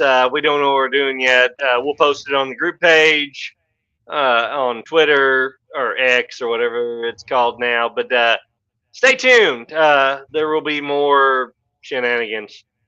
And Till next we time. want Murray. We want Murray on the show. We want Murray. Yeah, let's start a hashtag. Yes. We want Murray. Yes, Hashtag. We want We Murray. want Murray. Yeah. We can do it. So, He'll be good. so Be my word. He'll be good. until next time, hashtag we want Murray.